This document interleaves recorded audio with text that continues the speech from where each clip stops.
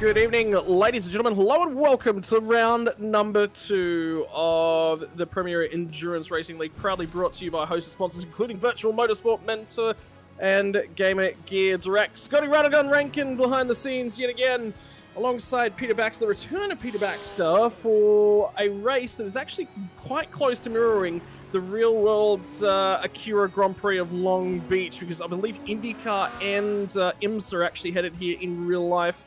I think it's next weekend. So this is going to be a tight and tricky one for the drivers to navigate. And, well, I think a few of them are thankful there's only a single class of cars out there. Scotty, thank you for the warm welcome. And I've got to say, you must have missed me in round 2 because it is actually round 3.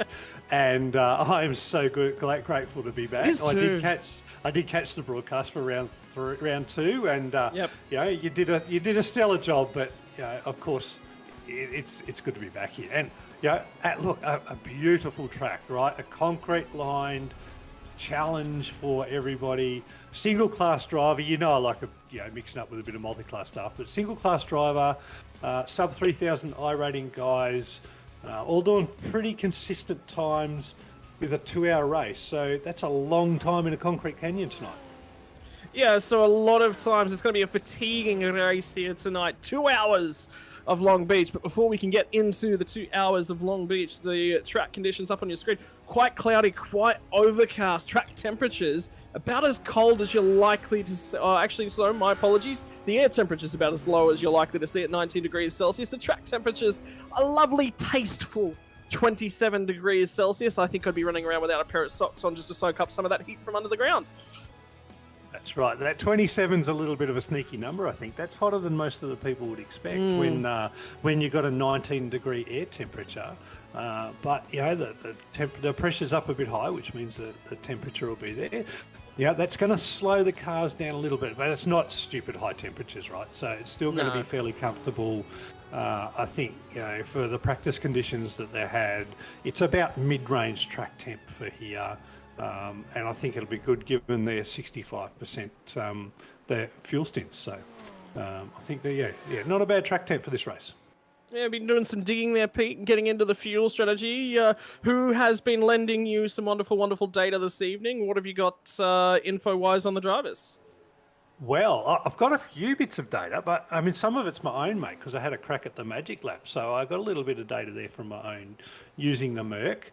But I got some sneaky numbers from a couple of the guys. I won't say any names at this stage of the broadcast in case other drivers are listening, right? Can't give away secrets. So, but what we're looking at, so with the Merc, and these are my numbers, right? And as you know, I'm a bit slower than most of the guys here, so I tend to save a little bit extra fuel. But I'm looking at about up to a 45 to 48 minute stint in the Merc. So the Merc's got a bigger fuel tank than most of the other cars, got 120 litres. I think the other cars are around about 104, 106 litres, thereabouts. But the Merc burns a little bit more fuel too, at about 2.16 litres per lap when you're on about a race pace. So that puts, it's a 2-stopper for sure.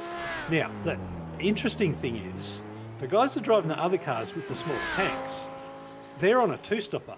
Mate, but they're on the fringe of a 3rd stop without a safety car. Their stints are right on that magic time of, if you don't stop at the right time, you've got to do an extra stop. So that's going to spice it up if there is a safety car and people choose to come in the pits, and it's not the precise window that the cars with the smaller tanks have. Yeah, so tough and tricky, not only playing the fuel numbers game, but also playing the Concrete Canyon management game. Who's going to put a foot wrong? Safety car potential here tonight, Pete? I'd have to put it at 100%. I just don't see a way we can get through this race without a safety car. Oh, no, not at all. Not at all. And it's not just a case of, you know, just one of these 38 drivers has a little bit of a lose and goes sideways on a track. Because the Concrete Canyon, we know the car stays on the track. But you do that with cars racing back to back. You know, and as soon as that happens, you've got a couple of cars there. And potential, there's high potential here to either block the track or block pit entry, right? And if one of those two things happen, we're going to be seeing a safety car. 100% for sure. How many? I'd be on the fringe of sort of 3, maybe not 4. Certainly 1 an hour at least, and then I think one extra up our sleeve. But that might cover that extra fuel stop that guys might need, you know. Timing is definitely going to be crucial. I think it's time now to cross to what our starting grid is going to be, because qualifying has just finished. This is a last opportunity for these drivers to be shooting out. Pete, who's got the pace in the server? Who's been able to put that magic lap together within this race server tonight? Not the magic lap that you were chasing for a $50 Gamer Gear Direct voucher, because of course, ladies and gentlemen, if you're involved as a part of the league, the other thing is you can earn mystery prizes, and it was a funny one. Actually, you know what? We'll hold on the qualifying results for a few moments. Let's talk magic lap, because you had a crack at it. Talk us a little bit through the mindset, the process in pursuit of a $50 Gamer Gear Direct voucher. So the guys put on a particular session for the voucher. I didn't do that, but I had a go at the magic lap on the weekend prior, just to see what the mindset was like. And so the time was 1:20.225 was the magic time, so down to the thousandths of a second you had to hit the lap. And so essentially the first thing you got to do is you've got to be able to drive at around about that pace, right? So if you're too fast, you actually get to the last corner too quickly. If you're not fast enough, you're not going to get it anyway. So it took me probably 5 to 10 laps just to find the right pace, and it was a good, comfortable pace. I think, you know, most people who drive in iRacing would be able to achieve around about mid-20, you know, low 20 to actually hit the magic lap. So it's certainly not an aliens competition. And then what I found driving it was, once I've had the pace, I was going for about a high 19 pace up until the last corner, and it was trying to manage the accelerator out of the last corner to get to the timing line at about the right time, right? I mean, you can't drive to the thousandths, but you know, I had a go at it. 29 laps it took me, and I hit it.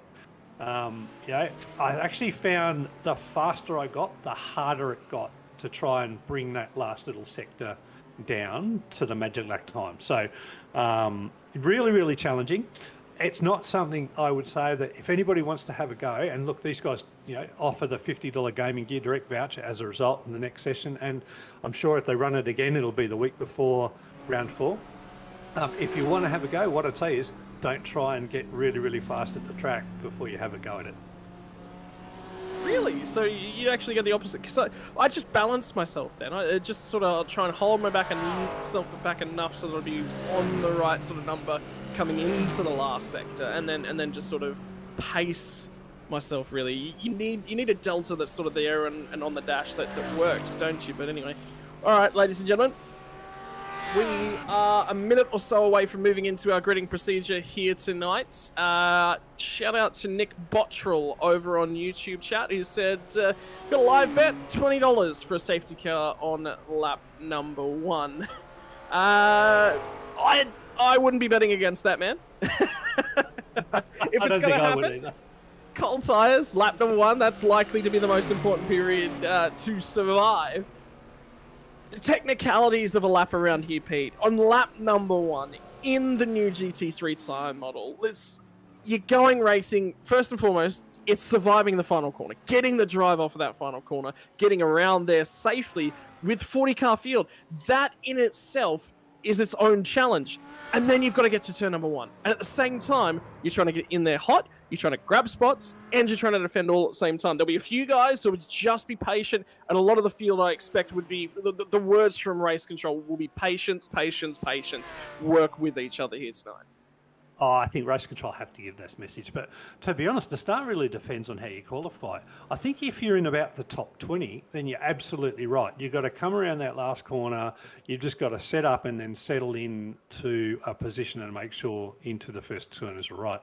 But if you're at the back of the field, mate, I think it's a matter of just waiting for the cars to get going and just safely getting going, let the race happen and come to you a little bit later.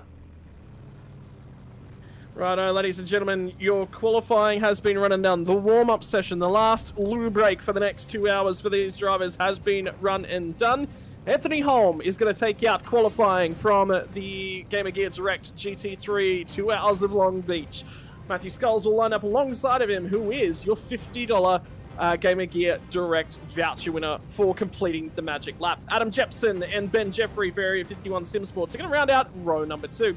Owen Coleman has one of his best qualifying performances of the season alongside Martin Hallinan, and Glenn Arnott and Nick Wood are going to make up your Twitchy Foot row number 4. Dean Hunt and Jackson Pringle, your top 10 before Alfonso Latella and Leith McClimate in 11th and 12th.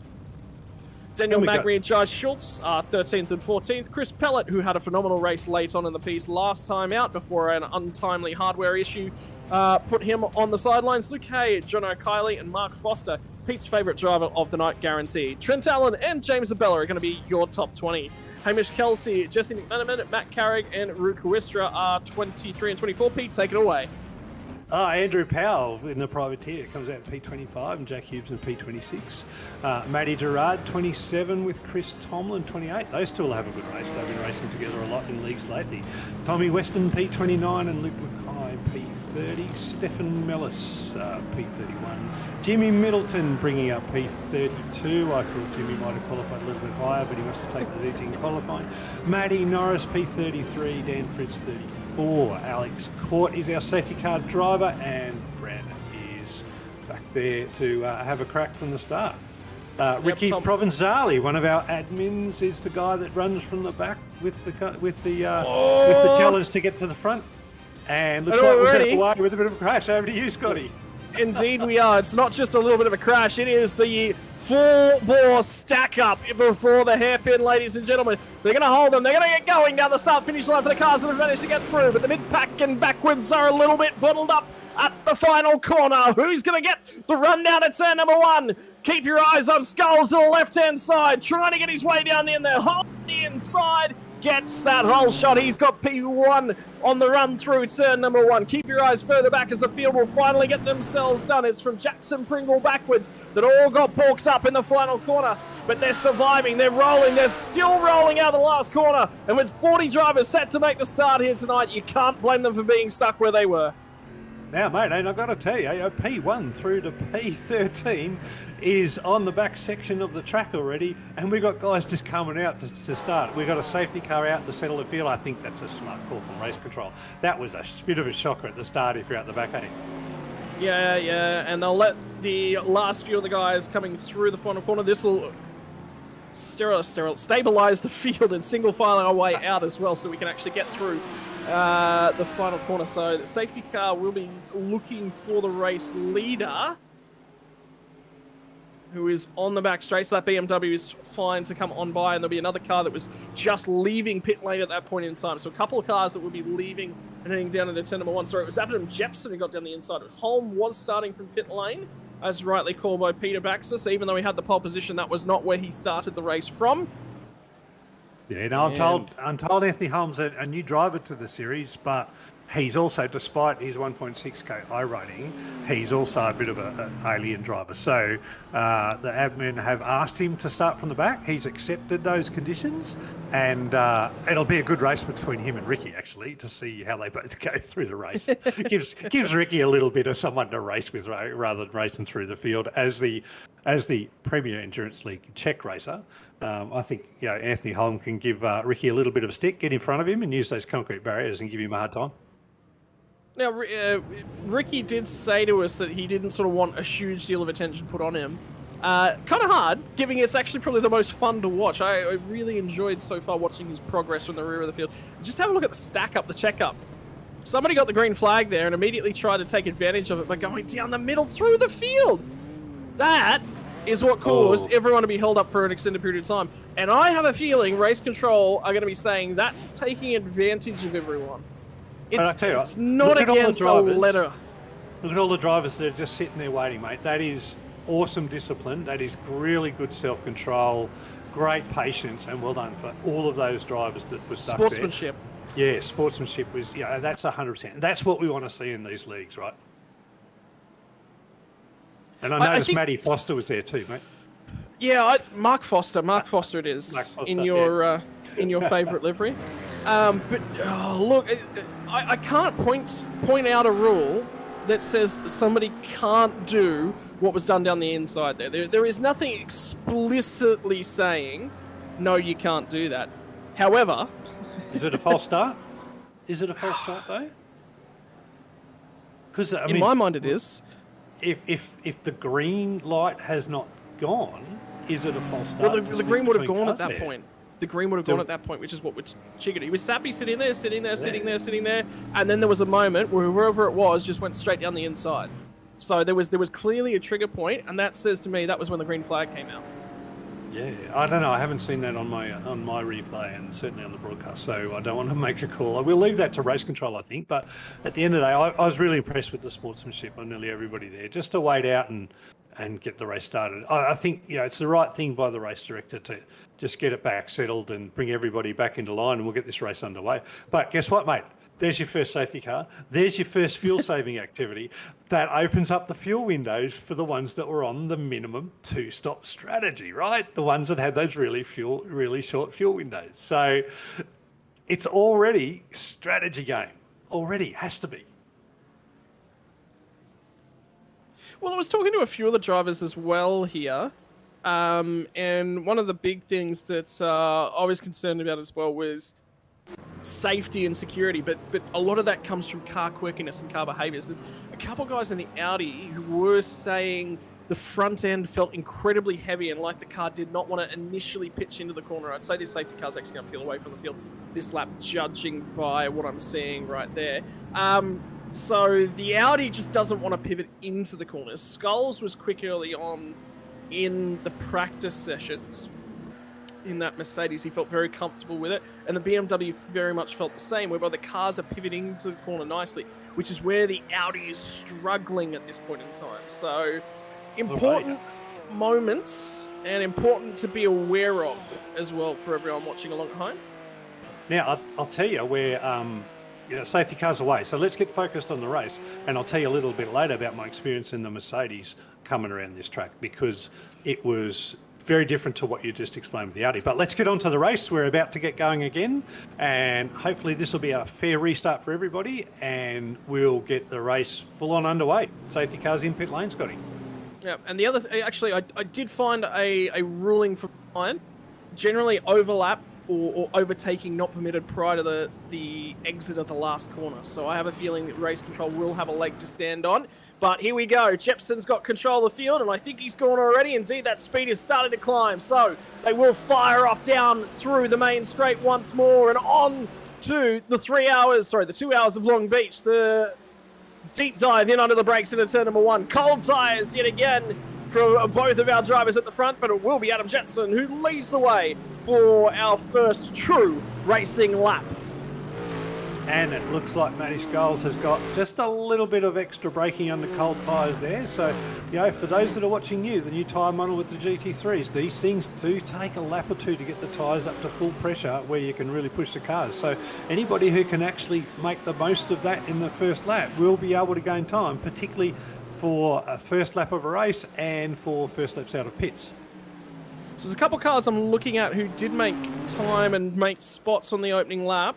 Stefan Mellis went from 31st to 25th. Tom Weston from 29th to 24th.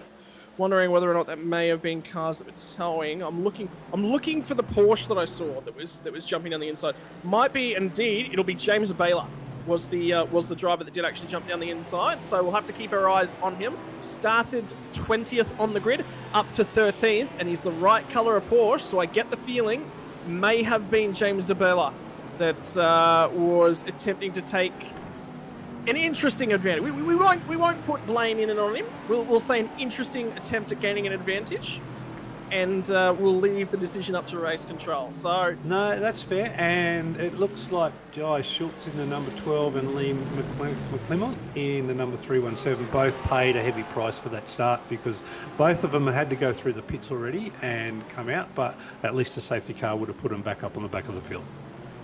Yeah, so we'll keep an eye on what's going on there. Schultz did do a 3:06 on the opening lap. Schultz actually came back into the pits at the end of lap number 2. So he pitted on lap 3, effectively. So 2 to 3, the car 24 is parked sideways at the moment, just prior to the last corner. and it was Matt Norris in the 24 entry that was parked at the wrong direction. He is now at the tail end of the field and was forced to sit there and wait. Alrighty, so do you reckon this is cold tyre? I think it's still cold tyres. We still really haven't got. I mean, it's a short track at Long Beach, 120. Despite the concrete walls, you don't really get these cars up to super high speed, and it's braking, and there's not a lot of sort of high speed cornering that would really put heat in the tyres. So I'm thinking that the tyres are only going to start coming up now on sort of lap 3 of the green flag racing. So 3 drivers are going to leap away at the front end of the field at this point in time. It'll be Jepson, Scholes, and Coleman. In behind them, there's going to be a 2-second gap back to Ben Jeffrey before Martin Hallinan Jr. as well. So there's gaps starting to form at the front end of things. I actually don't mind this. If Ben Jeffrey can sort of separate himself off a bit, of course, winner from Phillip Island previous round of this series. If you can just back off a little bit, save some tyre and clear air, Pete, that dirty air won't be a factor for him. Additionally, though, won't be able to save fuel early on. No, and again, we keep talking about the GT3 tyre model, and I think it's really important because clear air is really good for these cars now. Clear air will actually mean your tyres will save better. Under the dirty air that Matty Scholes, Noah and Coleman will have by following the leader so closely, they'll actually be getting a little bit more wear out of their tyres. Now, let's put that into context. If they're running 100% fuel tanks, it's probably worse for them, but at 65% it mightn't be too bad. But every bit of wear makes a difference, and the fresher the tyre, the faster you go.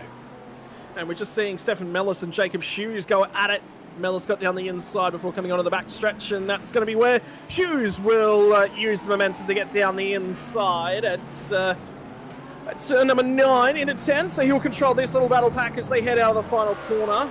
This is way down the field. James Baylor has come through pit road very early on. Now, I think James touched the wall a little bit earlier, mate. I just saw a car hit a bit of a squeak. It looked like a Porsche. So I think he's touched the wall. He's just gone in, maybe using his fast repair, because they get one fast repair in this race. He might be using that and getting straight back Baylor's out. got a black flag. Baylor has a black flag. So that may be an iRacing issued black flag. Ooh, that's even worse. I wonder where that come from. Where that's come from. So that might have been from jump at the start, to be honest with you. That could be an iRacing issued one. No, it's a slowdown penalty, I think, actually. Just watching him quickly, that he hasn't cleared in time. Where do you get a slowdown penalty at Long Beach, mate? There's nowhere to go off the track. Multiple places. You can cut the curbing a little bit too far, and that iRacing slaps you on the wrist and hands you a penalty. I'm actually just watching the lap where he got the penalty. So the second last corner is one of the places. That just proves, ladies and gents, that Scotty Rankin is better at cutting corners than I am. I attempt to abuse track limits in any way that I can advantage myself. Oh, I've got that 100% now, mate. You just told me about it. yeah. Look, you've got to. The thing about racing cars, Pete, is you've got to try everything. Right? If somebody's not trying a line, go out there, see why they're not trying it. Maybe you'll learn something from the track. Maybe you'll find something somebody never even thought of. Oh, maybe I need to work on getting more slowdowns. But look, obviously James has found that one. Oh, he's just come out of the pits and he just run into a bit of trouble. Who was that with just in front of him? That's not going to be... It was a Lamborghini. Some racing logos all over it. I think it's Jacob Hughes. Indeed it is.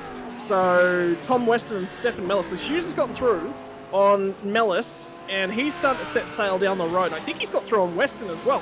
But only a couple of laps ago, he was actually in behind them. So this is the rejoin here from James Baylor. So this will be watched. So it won't be us that will be looking at this one. The drivers will be quite keen. Stay in the pit lane right up until the end of the blue line and then come across. Oh, he's only just... Jacob's only just made it through there. I think that was a close rejoin, mate. But the other thing from Hughes' perspective is he wants that lap car trapped in behind him as well. He wants to use it as a pick. Gives him some defence. Oh, how good is that for strategy? Given that he's only just overtaken Tommy Weston, he can now use that as a bit of a pick because, despite having the rules where the car with the blue flag's going to let people over, it's still going to. Let's be honest, it still slows others down. So that's a great little benefit for Jacob Hughes there. Another Riot Sim racing car. They're just about everywhere up and down this field. And one of the other teams that is just about everywhere up and down the field, Frog Leap Juice. This is Luke Hay, and I think it's going to be Daniel Magri. Indeed it is, in behind him, the Riot Sim Racing BMW. James Baylor is actually off at turn number 1. So something's happened there.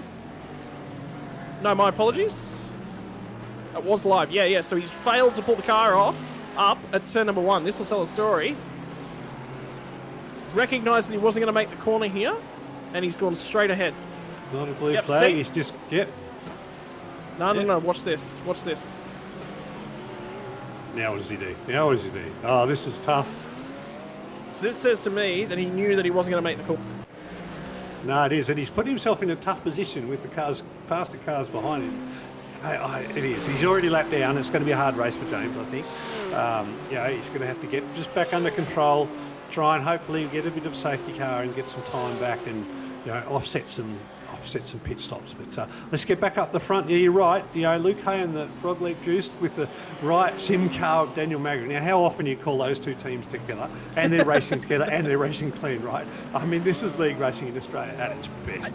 What? Hang on. Did you just say they're racing together? And how often do we see that? Yeah. No. We see that all the time from these guys. They go head to head on the regular. Not there's tends to be no beef. Rick Westra just ahead of these guys here as well in the Formula Racing Group car as well. Formula 3 League, ladies and gentlemen. If you're not aware of it, they do enjoy racing their open wheel cars. So if you're a fan. And partners with the league, actually.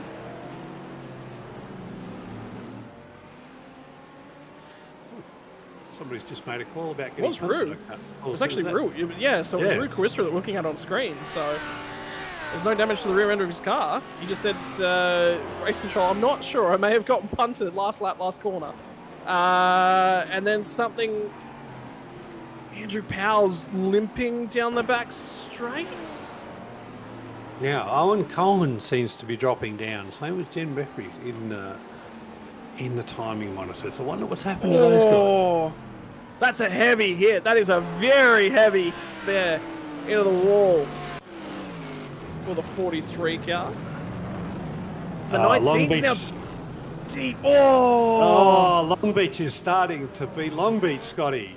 This is the concrete walls starting to really cause trouble there. Cars are going to dive straight into the pits to get some repair work done. And there are multiple cars. They're still just about getting caught up into this. It's difficult. There's very little visibility. And there's a Ferrari who is voicing his unhappiness. Indeed, it would be Josh Schultz, I think it was, that was just in behind that one that was voicing his unhappiness with the situation he found himself in, flashing the lights.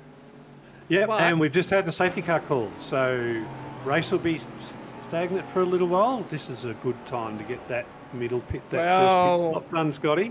Let's open up the strategy windows. Let's make the most of it, especially if you've got a little bit of a break so far. And there is some cars that have got a fairly good break at the moment, so we'll be seeing the safety car come out. So, what have we got? What's going on with our leaders? We've got to keep an eye on our leaders here. Multiple cars are pitting at this point in time. However, they are cars that were off the lead laps. We're seeing the incident that we think has potentially caused the safety car. So it looks like people are just going a little bit too fast through the final hairpin, bit of understeer and heading out towards the concrete wall on the outside. And that's just causing a brief. You have to. You got to go for a pit stop here. Well, the thing is, if you're at the front end of town, if you're up in the top 10, you are definitely not pitting. The loss in track position over the short-term gain in terms of pit strategy, but somebody who may pit is the 700 car at the back end of things of Ricky Provenzali.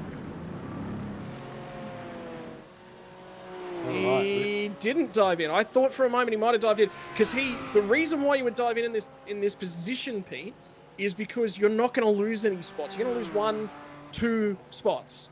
So you may as well create yourself a benefit. Ricky didn't go in. Ricky kept going. But did he need a wave around past the safety car then? He might have needed that wave around and therefore couldn't. You can't really go on the pit if you've got that wave around pitting. He's on the lead lap. Yeah. So this is going to be what triggered the second safety car of the evening, looking for an overlap at the hairpin.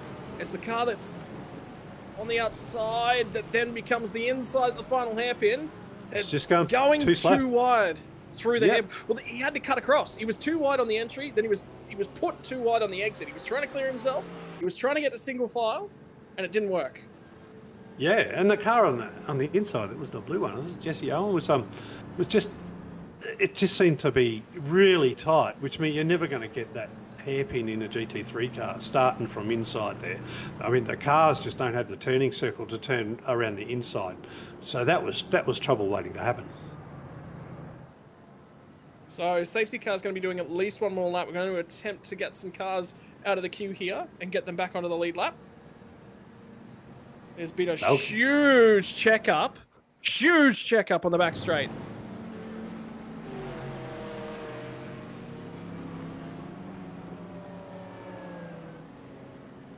Scotty, I think Long Beach is causing trouble, mate.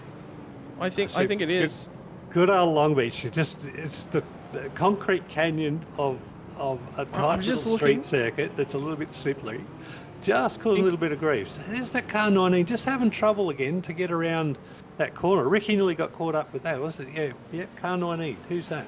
Luke Mackay is having a lot of trouble there. In good news, ladies and gentlemen, I can tell you that no cars were caught out in the checkup situation that we ended up finding ourselves in. Everyone came to a complete stop. Everyone used the space available to them. So there was no more cars that were caught out, but we're nearly 20 minutes into this race. And the wave rounds have just been completed just before we go through the roundabout. So the last car that's just put themselves back onto the lead lap is James Baylor. So that will release him. And I think that's the entire field. We've only got Leith McClymont and James Baylor, it was the last time by the start-finish line, who were off the lead lap. Now they're back on the lead lap. 38 cars will continue in this race, all 38 of them on the lead lap. And we've got a bit of a concertina effect at the back of the field here. The old safety car concertina, Scotty, in a place like Long Beach is going to hurt because you've got blind corners all around the place. You can't tell when the field is compressed up a bit. Slow corners. Yeah. No, this is actually quite dangerous. I think the guys have to stay really, really alert here.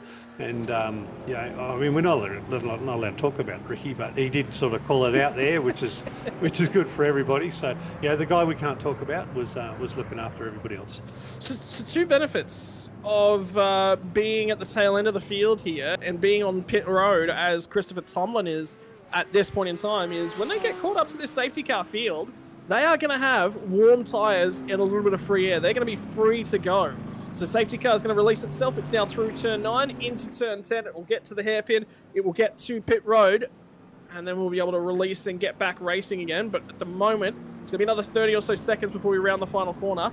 James Baylor and Christopher Tomlin yet to catch the tail end of the pack. Leader has control of the field now. And we will be looking for a restart here in just a few moments. Safety car number 2 already on the way to safety car number 3, as predicted by Pete Baxter. And we are away out of that front few rows of cars, starting to stream themselves away. Who's saved some fuel? Has anyone prevented that third pit stop so far? We're going to find out as the 2 hours of Long Beach resumes.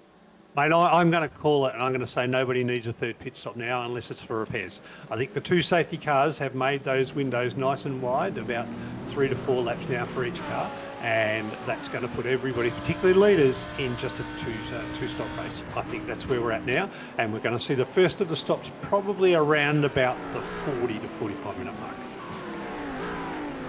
Righto, so strategy information courtesy of Peter Baxter. Couple cars at the tail end of the field at this point in time. One of them was Christopher Tomlin, who will not make, I believe, the tail end of the field now. Indeed, he's about 20 or so seconds off the tail end of James Baylor, but he does have himself free air. He can run his own pace, and crucially, he's got the furthest into this race in terms of stops. Let's talk about the drivers who have made pit stops at this point in time, because they are crucial.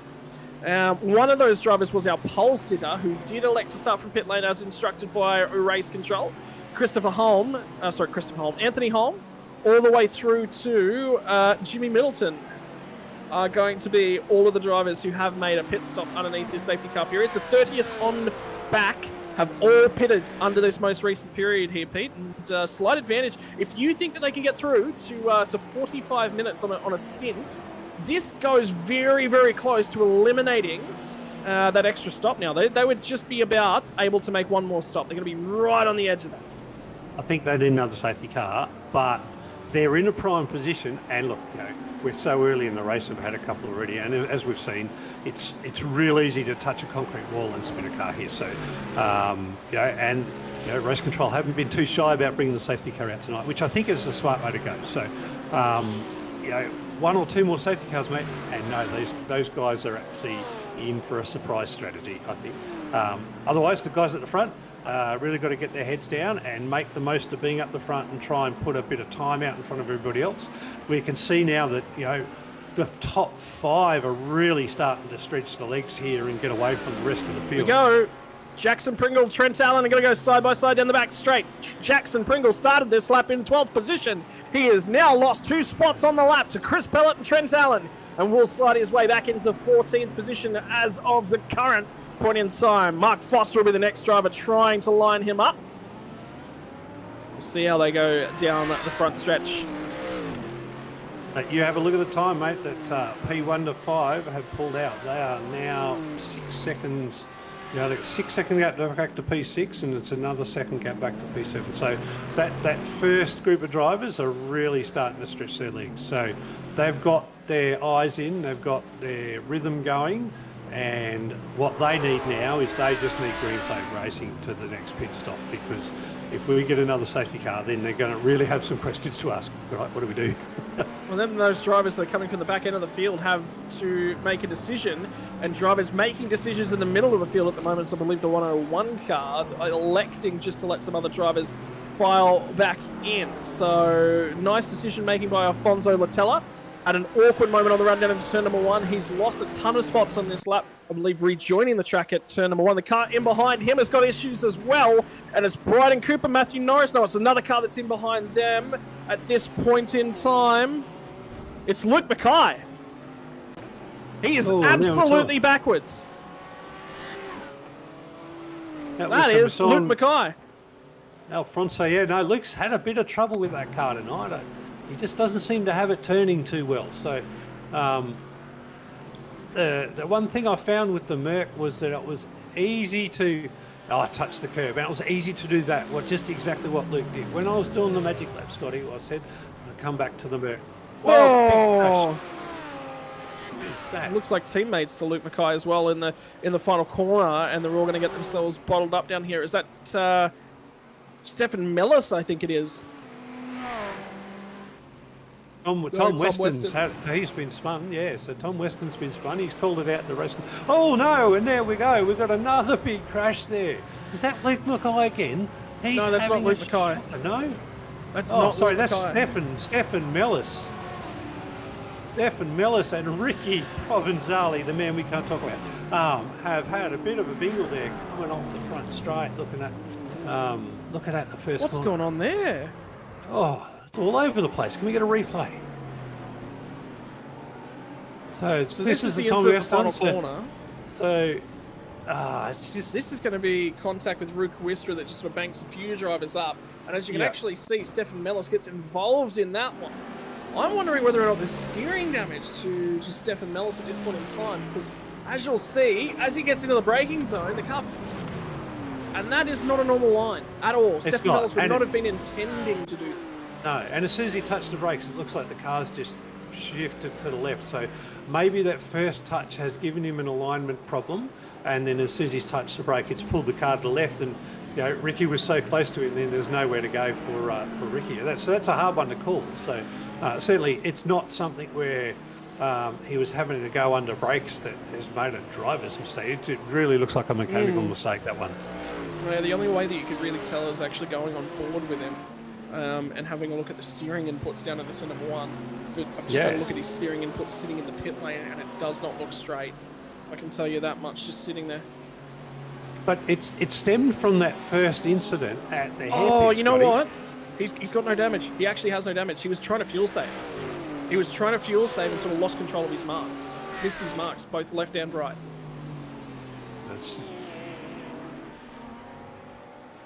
Another car hang on, around. we got another spinner.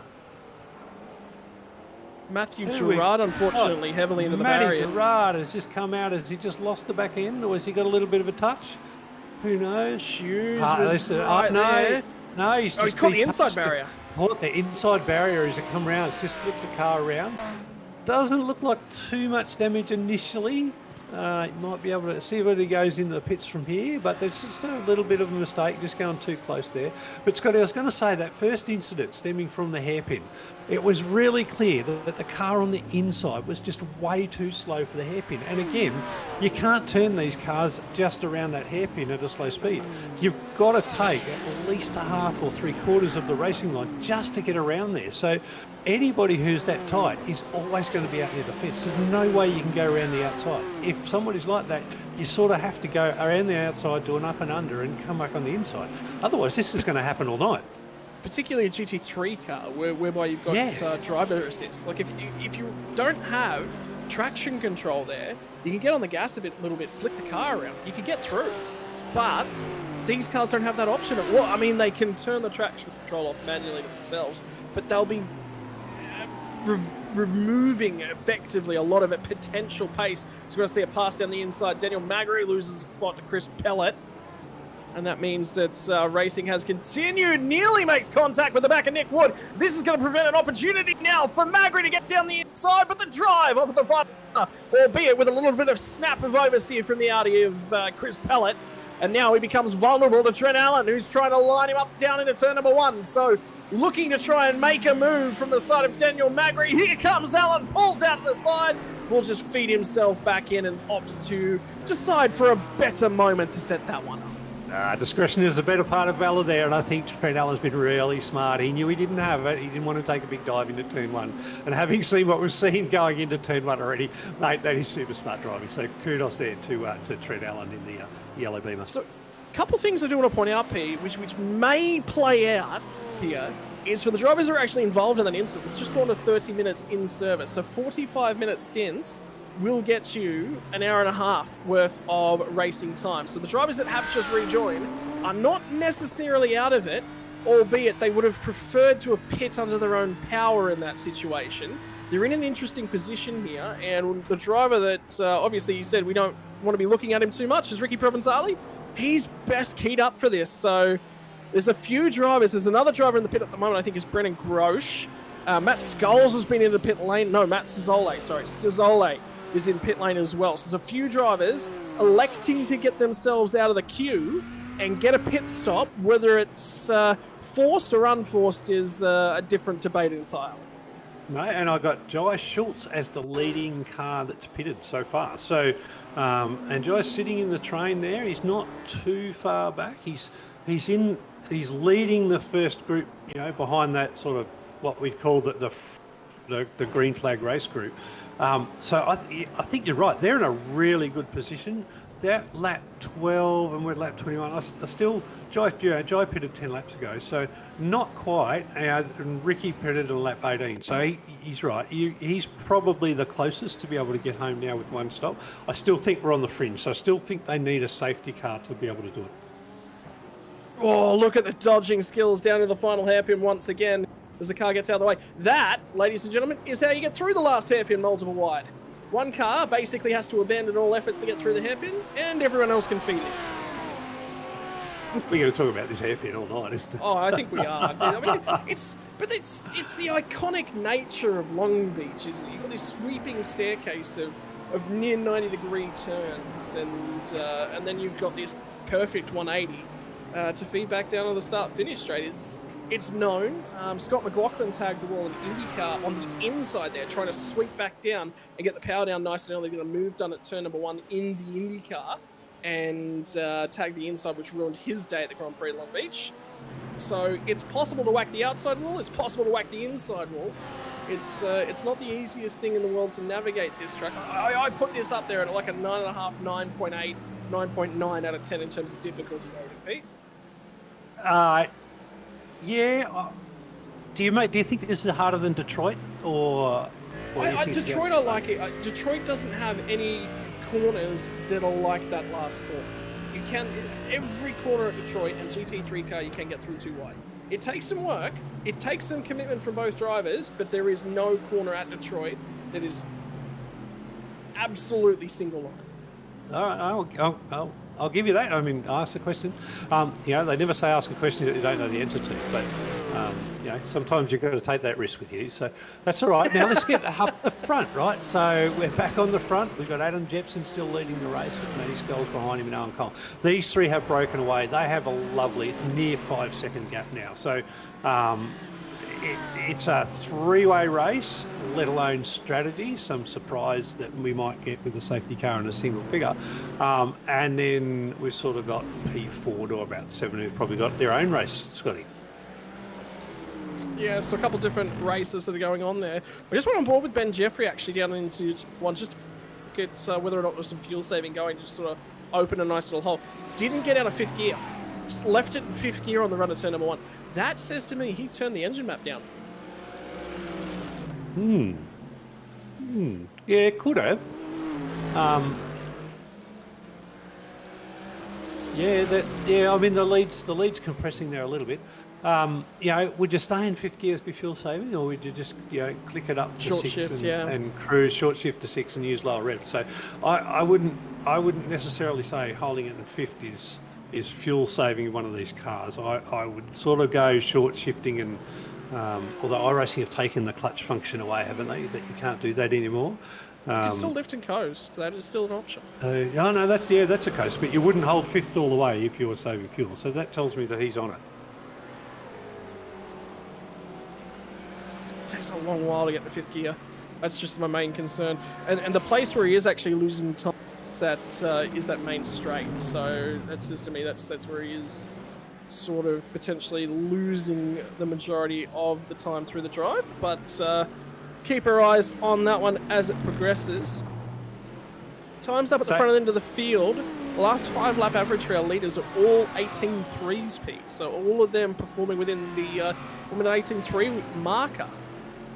That's a hell of a race pace, mate. But if you have a look at the times, the top 13 are all on 18. So, yeah, they're on a pretty good race pace. Now that the race seems to have settled down a bit and everybody's sort of got their rhythm going a little bit, sort of, you know, heaven say it, we've dodged the safety car for another 5 minutes. But we're about to hit that window. 36 minutes into the race, we're getting close to that window where we're going to start to see the leaders come in. You don't say that, Pete. You don't say that on a broadcast. What are you trying to attempt to summon the safety car back to the circuit? Long way to go in your training, young Padawan. I'll take that. The Riot Sim racing car swapping straight at this point in time. But now we'll tune into the Lime Milkshake himself. I believe you actually had to go visiting this car, Pete, at some point during the race. You actually had to go for a look around this one and check out the tree. I believe there is an Easter egg that's been painted on it for you. Oh, it's a gorgeous little thing, mate. It's a little milkshake man from the 80s. I love it. So Mark's you know, responded to my comments. You know, I went out today and I had a hamburger and a lime milkshake and I thought, oh, this is just going to be awesome. I should have taken a photo of it just so I can say, here's a colour comparison, because it's just there. Every time I see it, it's just, I'm back in the 80s, I'm at school, I'm having a lime milkshake. But, you know, look, yeah, and I got hit up earlier. There's another retro paint job in the field, but it's not my favourite driver, so... Drivers going head-to-head at this point in time. Richie Foot and Riot Sim Racing. Trent Allen? No, it wasn't Trent Allen. I think it might have been Nick Wood. And Daniel Magri going down into turn number 8 have come together. This is all kicked off at turn 7. They'll flick it all the way back to the left, loop it around, gets to the middle of the road, and he wants to cover, does Daniel Magri. And then down the inside still is Nick Wood. That's not his corner. Well, I'm not going to make a call on that, mate. Well, you know, not from the angles we're seeing. I mean, that looks like it's fair racing, to be honest. You know, you're allowed to stay at the side there and keep racing. I think there's a little bit of attempt to think that, you know, oh, maybe I'll say again, but maybe I'm taking another angle. I'll leave that to race control, Scotty. As a scientist will always say, I need more evidence to review in front of me. Pete Baxter, presented with another round of evidence, decides to change his opinion. Yeah. Typical commentator. Mate, I'm excited. Well, look. One of the interesting things that you and I got coming up in the next couple of weeks is the opportunity. We'll be working on a series that'll have Craig Baird as a driving stewards observer or driver standards observer. So I'm actually really interested to see his take on a few incidents that we're going to be talking about from a commentary booth, which will be something unique. It will be GT3s as well, so that'll at least give us some markers and a few different things to talk about. Is that some flashing lights coming out of our lead pack? That's a lap car just in front of them they're trying to get rid of. That's right. That's a lap car in the lead pack. So we are now. Christopher Tomlin as well. Yes, and Chris won't necessarily just pull over for everybody. He probably should, but and he had a good opportunity just to tuck in behind the three and run with them. So I think this will fine. Chris is going to put himself under a little bit of pressure here because these guys don't want to slow down, mate. These guys. Oh, there we go. There we go. Oh, he's let them go. He's just made that really hard for himself, hasn't he? Well, there's better opportunities. There's a lot better pieces of the track to let drivers go. But what it now has done is thrown our top three under a blanket. So Adam Jepson is going to have some questions asked of him in these next couple of laps. But so too are Scholes and Coleman going to ask of each other. Coleman had the opportunity for a strong finish last time out at Phillip Island, and things came a little unstuck. It just about seemed that every driver who took the lead at Phillip Island said, no, I don't want to lead this race. I'll let somebody else have it, until Ben Jeffrey finally ended up back with the lead and took it to the checkered flag. And well, there's certainly gonna be... none of that here, mate. This is a track position race, right? You've got to have track position. This is not a race like Phillip Island, where drafting and fuel saving is king. These guys after the safety cars are all going to be on the same strategy. Track position is going to be king here. Where you come out after pit stop's going to matter. If you short fuel and you've got a really good engineer here who can do your numbers and save you a couple of seconds and give you an extra track position, that might just be the very difference at the end of the lap, particularly with these guys who are racing so close together. Yeah, if you're looking for an engineer, ladies and gentlemen, I am not. Pete Baxter, on the other hand. In the meantime, Foster's going to go toe-to-toe, and that looks like Jacob Shoes, and it's going to be one of the Frog League Juice drivers in behind them. So Foster's got a few drivers for company, and it was Jonathan Kiley, who I did believe we saw slap the wall earlier on, coming onto the back straight as well. They'll all settle themselves down into turn number one. Down goes Kiley! Kiley will grab himself a spot, and Foster loses two in a few moments. And we've got to go back to the leaders, because I tell you what, the leaders are up against another pack of cars here. They are still fighting through. So it was a mistake from Foster that triggered that little bit wide at the corner. Couldn't get the car purchased, turned in, and had to file in behind. He was looking for slipstream, and Kiley sent it down deep on the brakes, recognised he had to get aggressive, and did so. Back to the front end of the pack, though, now is going to be the call as we move to Jepson, Scholes, and Coleman picking their way through traffic. Matthew Norris opts to go down pit road and elects to take the first of what will be his two scheduled race pit stops right throughout the evening tonight. I think that's a good move as well, Pete. He'll lose less time letting lead cars by doing this. Oh, absolutely. Yeah. Oh no, we're in trouble. See, these leaders, they're catching up to these cars pretty quick.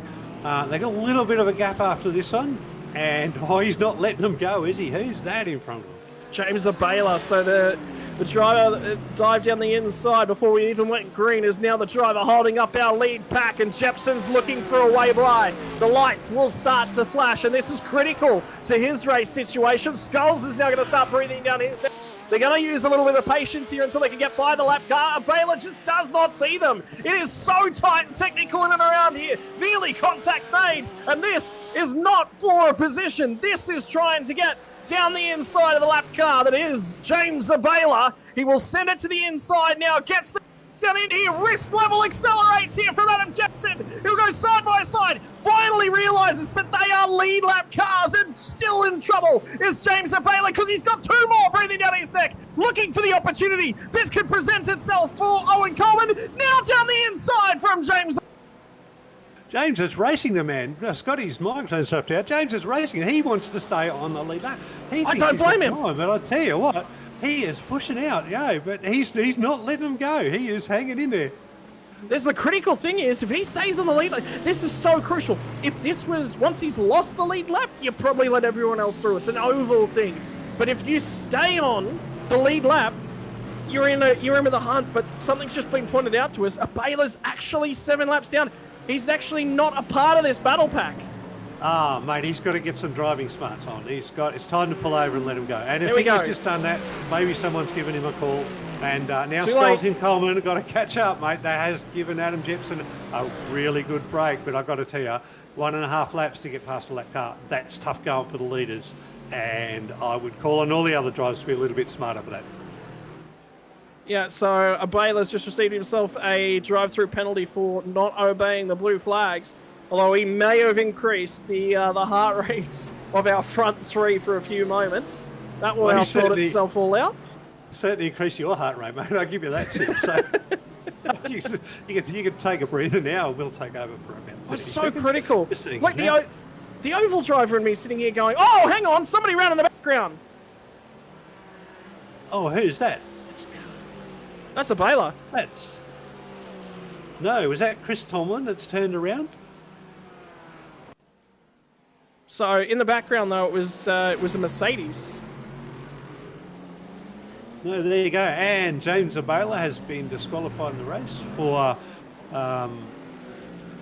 failing to observe the black flags, or maybe another driver indiscretion that we probably can't talk about. Unsafe driving in pit lane. There was somebody in pit lane that would have been severely injured if that was a real pit lane. The 2-1-2 is indeed Christopher Tomlin, who's tagged the wall at the last corner, stuck in an awkward location, and has arrested that car, I would say, a lot more reasonably than we've seen so far tonight. That is... Well, how do you get that out, Scotty? How do you get that out? Turn the traction control off and flick it. That is awkward. One of the things I said to the Riot Sim racing drivers, actually, as a part of their testing and warm-up preparation for this race, was get yourself a traction control disable button. Because you can set a button that just immediately disables it. Perfect. Tomlin's got that one bound. Yeah, it cost him a lot of time, but he did that really well, right? And he was obviously watching his relative. He waited. He obviously had the time to go, oh, I can turn my traction control off.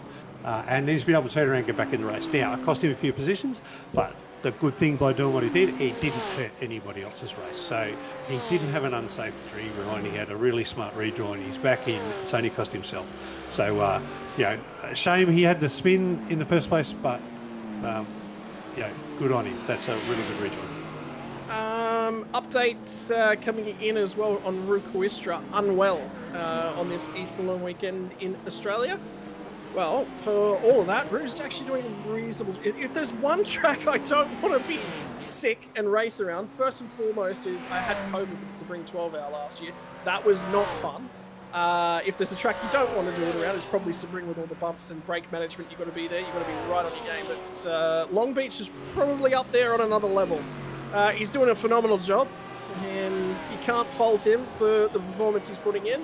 I think his big concern here tonight is going to be maintaining concentration whilst unwell. Sure, if this was a short 40-minute or so sprint race, I wouldn't put it past him to finish in a reasonable position. As he goes too wide, down through one of the trickiest sections of the track, we'll lose a spot, so he's going to fall back to up 5 positions, I think, down from up 6 positions. But hey, he's having a reasonable crack at things in what are trying circumstances. I'm just trying to see. We got a message there from 24/7 saying not even close. It might have been about the DQ, but anyway, let's focus more on the drivers that are in the race. And I think we've got to be getting close to that first pit stop. We are now 47 minutes in, and the Merc I had it at about 48 minutes. So I'm looking at this lap or the next lap for the pit stop. Although, mind you, they've had 2 safety cars or 3, Scotty. So. Two. We're certainly going to be looking at the next 2 or 3 laps. We are right in the pit stop cycle, and here we go. We've got Mark Foster coming in with a few of the cars. So these cars in the top 15, they're coming in. So these cars are certainly on that strategy that we'll be talking about. It's a tricky situation for the race leaders at this point in time as well, because if you're inside the top 10 but not inside the top 3, you stay out. You haven't hit lap traffic yet, but if you're in the top 3, you're actually in the middle of lapping quite a few cars at the moment. So the option to come down pit lane early and get yourself out of what is a tricky situation is a bad idea. P1, and two of the P2, three leaders will do. Yep.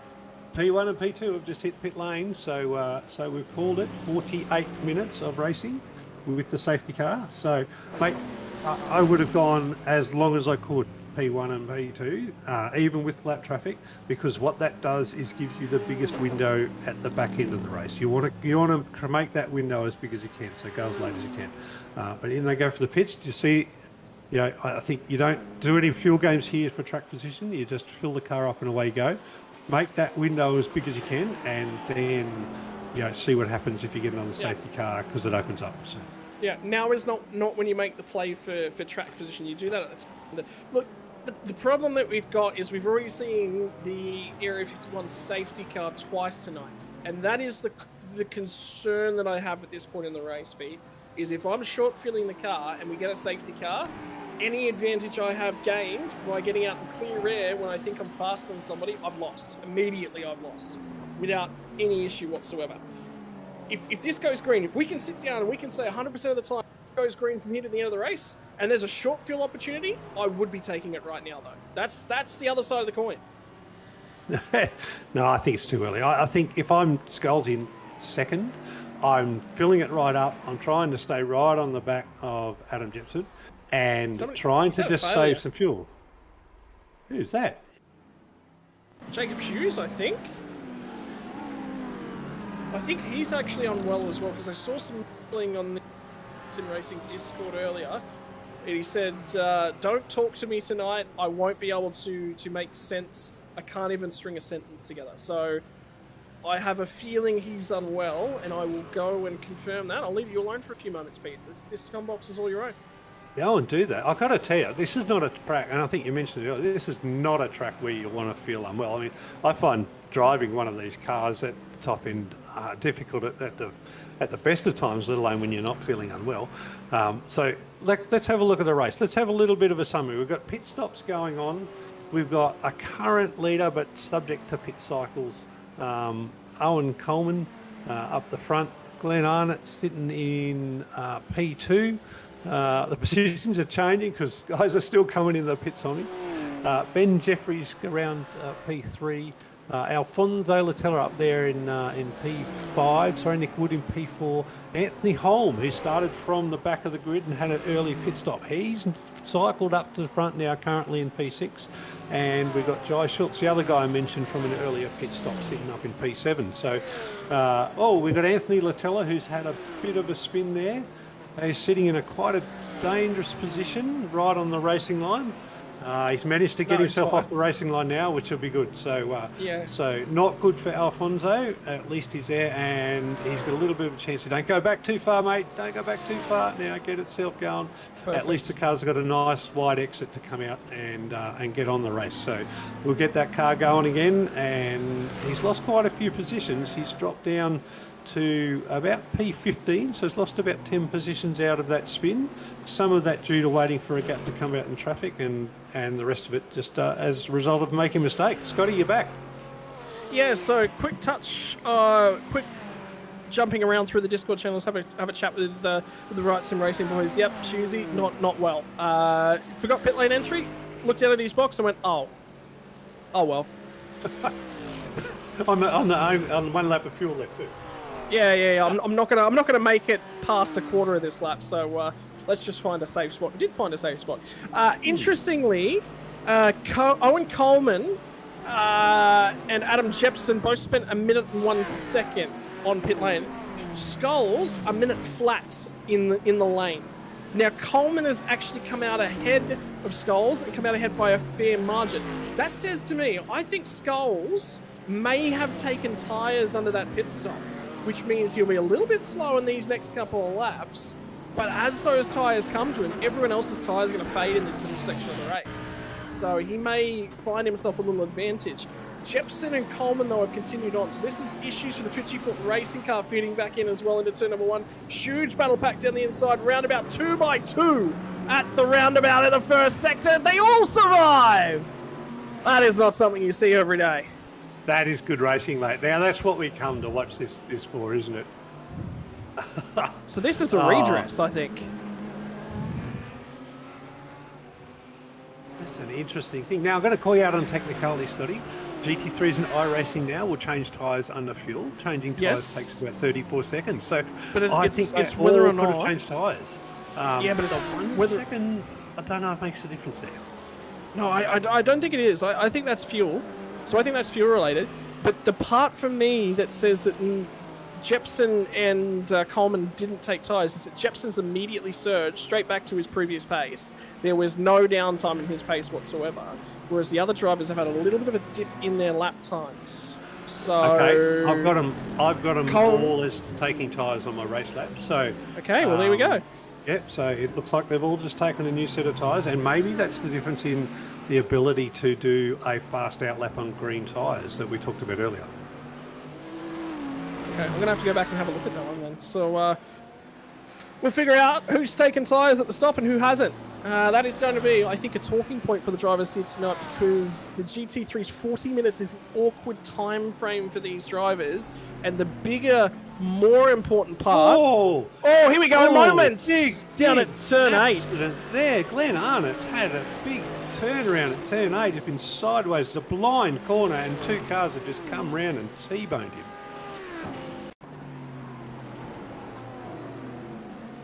Oh, is this just going to be another classic case of coming off the curb, Scotty? Which, you know, turn 8 will do this to you. A little bit late on the brake, touch that curb. Oh, no, he's touched the wall. Touch the wall, nowhere to go. And as soon as you stop there, because I've got to tell you, when you come around that corner, you can't adjust your line at all. You're committed from the moment you turn in, you're committed through that corner. Okay, so confirmation as well, ladies and gentlemen. Jepson did not take tyres, so Jepson is on used rubber that is still warm. The difference is Jepson did not go up on the jacks. Skulls did go up on the jacks, so that is how we decide who did and who did not take tyres. And now I will get you in about 5 seconds' time what happened. And Coleman did take tyres as well. So Jepson, the only one of our front 3 not to take tyres. Now, have a look who's leading the race. The 2 guys who we talked about earlier, who were leading the first lot of pit stoppers from the safety cars, Anthony Holm and Josh Schultz, up at the front of the race. Now, they're obviously going to cycle out in probably about the next 15 minutes. But, as you said, Scotty, were they late enough to save a pit stop? I don't think they are. I think they're late enough to have a really short stop. Hang on. There's caution at the final hairpin. That may just save them. That may put them in a phenomenal position. The track has now just cleared itself again, so we're actually back off in racing. But it was the driver who was in P5 at the time who's lost a boatload of time. There it is. It's a Right Sim Racing BMW. Is that Magri? That might be Magri. Oh, what an awkward spot to have a spin. That's Marty Hallinan who's had that spin in the Right Sim Racing Mercedes. Another awkward spot, mate. Another one of those single line places on the track, Scotty. There's not a lot of space there. Yeah, not a lot most of those guys could do. The track has cleared itself, and we've managed to say green flag racing, but Holm and Schultz would have been crying for a safety car there. Crying because it puts them back on an equal strategy, but they got a huge advantage. If everyone else pits in behind them, they lose all of that track position. Whereas Holm and Schultz would have gained massively under the circumstances. So they were looking for the safety car there. Holm will continue another lap. Josh Schultz will continue another lap as well. So both of those drivers through one more time. The lap distance for our leaders before they stopped was 34 laps. However, 2 caution periods in and amongst that. You would expect, well, I reckon they can get to like 40. I reckon these guys can get to 40, and they're on 40 now, and that is 5 minutes short of the hour. So that says to me, they're still on the same fuel strategy as everyone else. They've got to have saved a lot of fuel here, Pete, to even think about getting home, and they've still got a long way to go. Oh, yeah, no, yeah. There's at least anybody on the track now has still got 2 stops to get home. We're not there yet. What's happened is Matty Scholes there, mate. Adam Jepson's come back out. He's only 7 seconds behind Anthony Holm in the lead. Was sideways at the hairpin. Dropped down to P8, so he's lost 30 seconds. He's lost over 30 seconds there. So that's Matty Scholes. It was on lap 38. Oh, it's in the middle sector. It's in the middle, sorry, second last car. Remember that car that we saw backwards at the hairpin, the one that we just saw on replay? That was Matthew Skulls. Catches a little bit of the curbing on the inside here, a little bit of the curbing, and it just unsettles a cold tyres car. And there goes the tyre advantage. It was a risk, the strategy that he went for. Coleman's obviously been able to warm those tyres up fine, hasn't had any issues, but Skulls has gone backwards. This is your race 1 winner. Matthew Skulls 2 and winner of the $50 Gamer Gear Direct voucher for the Magic Lap Time. So, talent when it comes to setting a lap time, not so when it comes to managing cold tyres tonight for Matthew Skulls. Oh, tough call, Scotty.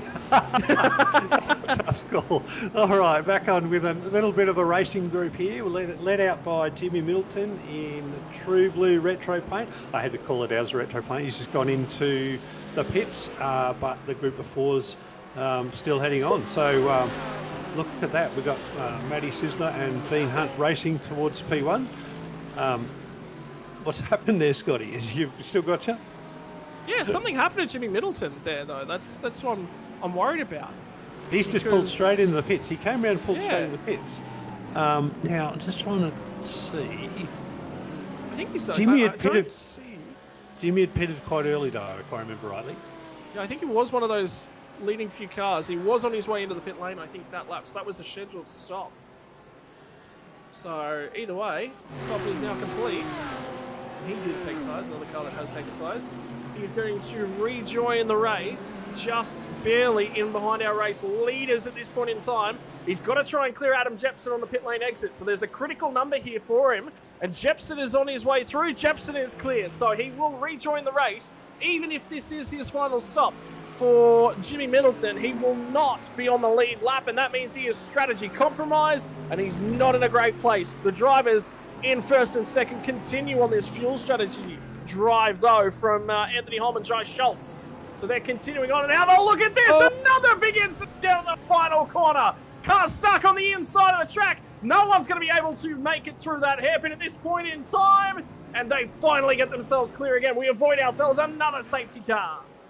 And the Long Beach hairpin pins another few hairtails together. How good is this track?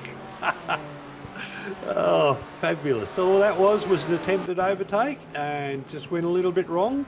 Little bit of a look on the inside. Oh, it's like he's missed the braking marker. It was in there hot. Yeah, it was in there very hot. Yeah. I don't think he was making the corner. It's like he missed the brakes. Or he just wasn't expecting everyone to be so slow ahead of him. Oh, yeah, you got it. Yeah, anyway, either way, that's the race. We're back. No safety car. Now, Scotty, we are still at least 12 minutes away. It just ticked over the hour mark. We're still at least 12 minutes away from what I will say is the critical time for the final stop. So Jimmy Middleton, who's stopped, still going to have to do another one. It's only a splash and dash, but, you know, he won't need tyres. He'll only need about 10 or 15 seconds out of the worth of fuel. Again. And it was 5th place. I think it's Andrew Powell who's making his way into pit lane at this point in time. So I think this is another one of the drivers who did pit early on and has now come to the attention of his team. So I did see the slow car off the hairpin. I thought for a second that might be another incident starting to form itself up. But the pack that I'm concerned about at this point in time is Daniel Magbury through to Matthew Carrick. So that's 13th, 18th covered by just a couple seconds. There's 2 lapped cars, I think, in the middle of this battle pack as well. And the problem that they've got is they're all checking up as they head down into that final corner. So if there's going to be a pack that sort of lends itself to issues at the last corner, it's this one. The other one is where Anthony Holm is at this point in time, because he's now right up in behind lap traffic, and he's going to dive into the pit lane as well. Is Schultz coming in behind him? Yes, he is. So the drivers that have gone long on this first stint now into the lane, and like you said, Pete, it's 58 minutes from here to the end of the race. That is a touch too far for these drivers. It's at least 10 minutes too far. So they're going to need 2 safety car periods to be able to stretch that out that long. I don't think they can do that. Yeah, that's my call now. I think, again, it'll be a splash and dash. But, you know, a splash and dash from the lead, they get back up into the lead like this in cycle when the others do their pit stops. Then a splash and dash keeps them in the top 10 almost, doesn't it? Right? So, you know, so their strategy has worked in their favour, because both of those drivers, I mean, Joe Schultz was second last at one stage after the. I think that was intentional. Kerfuffle at start. Yeah, I think that was intentional from Schultz though, because he's put himself all the way down in the pack in terms of fuel strategy. Like he was near the rear of the field, so he's looking for any advantage he could make, what have you, at that point in time. The benefit these guys have got now is if there is a safety car, and all these pit stops are all made by at the same time, these guys have got 15 minutes less worth of fuel out of the car over everyone else. So they will grab track position out of that. They're going to both feed back in and around that battle pack. Remember the battle pack that we were talking about at this point in time, Pete? On that last lap from 13th to 18th, add 2 more cars to it. You're going to love it, though. Like, Long Beach is a beautiful thing. But if you're going to drive in a battle pack like that, you've got to expect that in the 2 tightest spots, the fountain and the hairpin, that there is going to be a little bit of a check-up, and that it's not really the place to overtake. What you've got to do is you've got to come out of those corners faster to be able to set up the overtake, rather than try and just get it as what I would call a silly dive.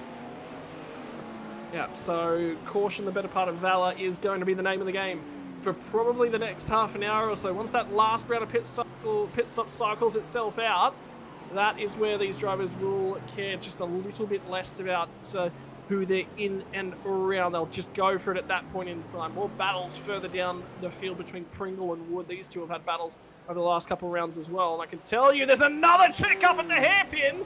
Another car around. It's Glenn Arnott. He was a lapped car that was in this battle pack as well, in the tricky battle pack. That's him against the fence at this point in time. And that might just be race over for Arnott. He's looking to get into the pit lane. Oh, reversing himself into pit lane. I've got it. Now, that's some mean, I'm going to send him to Summernats for some of those cone driving things, because I've got to tell you, that is a good way to get off the track and stop a safety car from coming out. This is a driver that's had pace too here, and he qualified, Glenn Arnott, I think, inside the top 10. Yeah, well, it looked like a fair go, and just 2 cars side by side, you've really got to look after each other, and if you don't, that's going to happen. So let's have a look here. And by rights, he's at 2 laps down at this point in time. The car that's in behind him is looking to try and clear him, but that's not an overtaking spot. Not like that. No, you've got to go there up and under, and you've got to use the long straight to make a fair overtake here. I think a dive like that's always going to cause a bit of trouble, because the person behind you is just not expecting it. And once they're turning around that corner, you can't open up on this thing, because you drive yourself straight into the concrete wall. And I see that Chris Pellet has just been given a black flag there. That was actually the driver that might have made contact with him. So Chris Pellet has been adjudged the driver at fault in this incident, and rightly so. It's just suicide. It's risk versus reward. But the problem is, and this is what Pellet's now saying, is that it's a lapped car situation, and again another lapped car that is more than 1 lap off of the lead lap, not racing these guys for position whatsoever. So. Difficult. Yeah. Now, and this is where the more you race with people, the more you get used to them, right? So, if you're a blue flag car, I wouldn't expect a blue flag car to give it up at the hairpin, but I would expect them to give it up on the straight after the hairpin, right? So you'd expect that the cars that come out at fairly similar speed, just a slight little lift, just let the car go through. Be smart about it, and you lose next to no time. But if you put yourself in a position as a blue flag lap car where the cars coming past have literally really got to genuinely overtake you as it's a racing overtake, then that's always going to be a recipe for disaster. So the more these guys race together and the longer that the lead goes on, then I think I might get a little bit smarter about it. But it's also a tight track too, right? It's one of the harder ones to be a car and just give a faster car room. There's certain sections of the track where it works, and there's certain sections of the track where you've got to have your own line just to get around the corner, and the hairpin's one of those sections of the track. I've been saying it all night. You can't take 2 different lines through the hairpin. It just doesn't work. The concrete walls won't either. Well, I was just going to say, I think from Chris Pellet's perspective, we were just talking about that battle pack from 13th to 18th. We said there was lapped cars involved in that pack. What is the benefit in that instance of being a lapped car when that lapped car is 2 or more laps down? 1 lap down, oh look, there's a case and there isn't a case at the same time, but 2 or more, you're effectively done. You're not racing for the lead of the race. You're still competing with the guys around you, yes, but they're obeying by the same standards. Yeah, mate, the sportsman in me says if there's a battle pack and you're a lap car, let the battle pack have the battle on the lead lap and get out of it and just follow them, right? That's the sportsman in me. Now, the driver in me, and you've probably got more driver than sportsman, in my balance, but the driver says, no, go hard, you've got to race it. But to be honest, as soon as you're getting blue flags, as soon as you're a lap down, then it comes down to race awareness more than just racing. So ultimately everybody who's on the lead lap, they deserve the right to have their best race that they can. If you're on a blue flag lap, it's either you've had a little bit of bad luck or you're just not fast enough. Give it up to the guys that are. It's not even that, Pete. Like from my perspective, the way I look at it is the race awareness term is the one that I like the most. It's what am I doing in this instance to make myself come back alive in this race? And by putting myself in dumb positions like that with guys that are looking to race the people around them, from Glenn, I just don't see defense. Like when you consider, he's out there, he's circulating as a car. Sure, that's the defense, right? But what is the realistic opportunity? Scotty Rankin doesn't get blue flags, and I'm a mid-pack racer. I get plenty of them, right? Let's put that into the context of our comments too. I'm saying, right, I've been in the situation where, Glenn by rights is a driver that's qualified in the top 10. So has pace, right? When we're sitting around and we're saying Glenn definitely has the ability to be inside the top 10. He's in this situation where he's driving around at a similar pace to the guys he's around, but there's no skin in the game for him. What I'm saying is, get out of that so that protect your car. You're not racing your car, so protect your car, protect your ability should another caution fly, that you've got the opportunity to get back to the lead lap. That's what I'm saying. Like, you shouldn't have been. If he's clearly faster, stay there and get faster and drive away from them. But when you're the same, But if you're the same and you're in that pack, you've got to basically step it out and let the guys have their race, right? So, because essentially those few, and they're not even positions, that little bit of time you're giving up is not going to be a massive cost to you in the big scheme of things when you're a lap down. Different story. If you're fighting for a position and you're a lap down, with another car, then, 2 people have got to be cognizant of a race on a different lap. So, something's just happened to Luke Hay. Something has just happened to Luke Hay, ladies and gentlemen. He was in... Okay, it's the pit lane. Okay, that makes a little bit more sense. Cold tyres, I just saw him. The wall. Yeah, cold tyres. Yep. That's why he's letting drivers go. There you go. He's got okay. He might have just barely brushed it. I think he's okay. But I think you're right, it is cold tyres. Yeah. Effectively, why would you put yourself in a battle pack like that? When you're in the position where you're multiple laps down, there is no reason to put yourself in a battle pack. Skin in the game, nothing to gain. If you get out of the pack, you protect the car and a caution falls, you can get a lap back. But you can't get that lap back if you put yourself another lap down trying to race guys like that. That's what I'm saying. Yeah, that's fair enough too. Right, hey, let's have a look at this race, mate. And I'm seeing Adam Jepson has got a 7-second lead over Owen Coleman. So those two have sort of stretched their lead a bit. But Ben Jeffrey, 25 seconds behind. So we now got P1 and 2 have left the field. Albeit through the mistake we've seen from Matthew Skulls.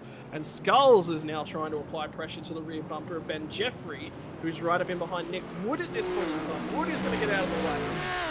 Twitchy Foot Racing teammate of Glenn Arnott. Yeah, and we got the 2 drivers. And we got Jimmy Middleton just in front of them too. So if Jimmy doesn't pull over, mate, we're going to have a crack. Now, it's a fair good to have a look at Jimmy's livery, right? Because he pulled out the retro one, and he accused me of loving the retro liveries because I gave Mark Fozzie's buddy lime paint such a big talk up. I love the lines. He said, I mean, look, it is. It's pop culture. It's a Dick Johnson livery, right? Let's throw the rock out and just see how it goes. Yeah. So I said to him, if you're going to pick a retro livery, at least you can pick a driver that I like. But look, he's done the right thing. He's pulled over there and let the race go ahead, and maybe he'll get a new retro livery for the next round. Who knows? The problem that he's got is now he's going to go toe to toe. Those that are going R8. So. Oh, there we go. Oh, he's touched the wall. He's been going racing with the guys he's racing with. He's let the leaders through. So it was Jacob Hughes and Jimmy actually racing for position there. Jacob Hughes is the Lamborghini just ahead in the Right Sim Racing colours. So Jacob Hughes not battling the two cars directly ahead of him on the track, but he was actually in the fight there for a few moments with Jimmy Middleton, who will now drop a few seconds off of him. That's why that one was important, is let the cars go, but where you can lose the least amount of time is the other problem that you've got. So the two closest races we got is this one with Marty Hallinan and Rue Kestra. Also, we've got Matty Sells obviously putting the pressure on Ben Jeffrey for P3. Everybody else is pretty much spread out. So, you know, there's a couple of places here for people to have a look and see if they can make an event. You know, genuine races for position. You know, and the track's mixed up, mate. There's cars everywhere. So, you know, you wouldn't want to have a spin right now, because I've got to tell you, you could influence anybody from P1 to P35. You know what's the interesting part from here too, Pete? Have a look at that timer on the clock. We are just cruising in on 45 minutes left of this motor race, ladies and gentlemen. The 2 hours of Long Beach has seen 2 safety cars inside the first hour, 2 safety cars inside the first 20 minutes, and then we've seen green flag running from there to step away, take a few moments to breathe, a few moments to relax, and a few moments to reflect on what our sponsors are. And whilst Pete and I do that, enjoy some scenes from Long Beach.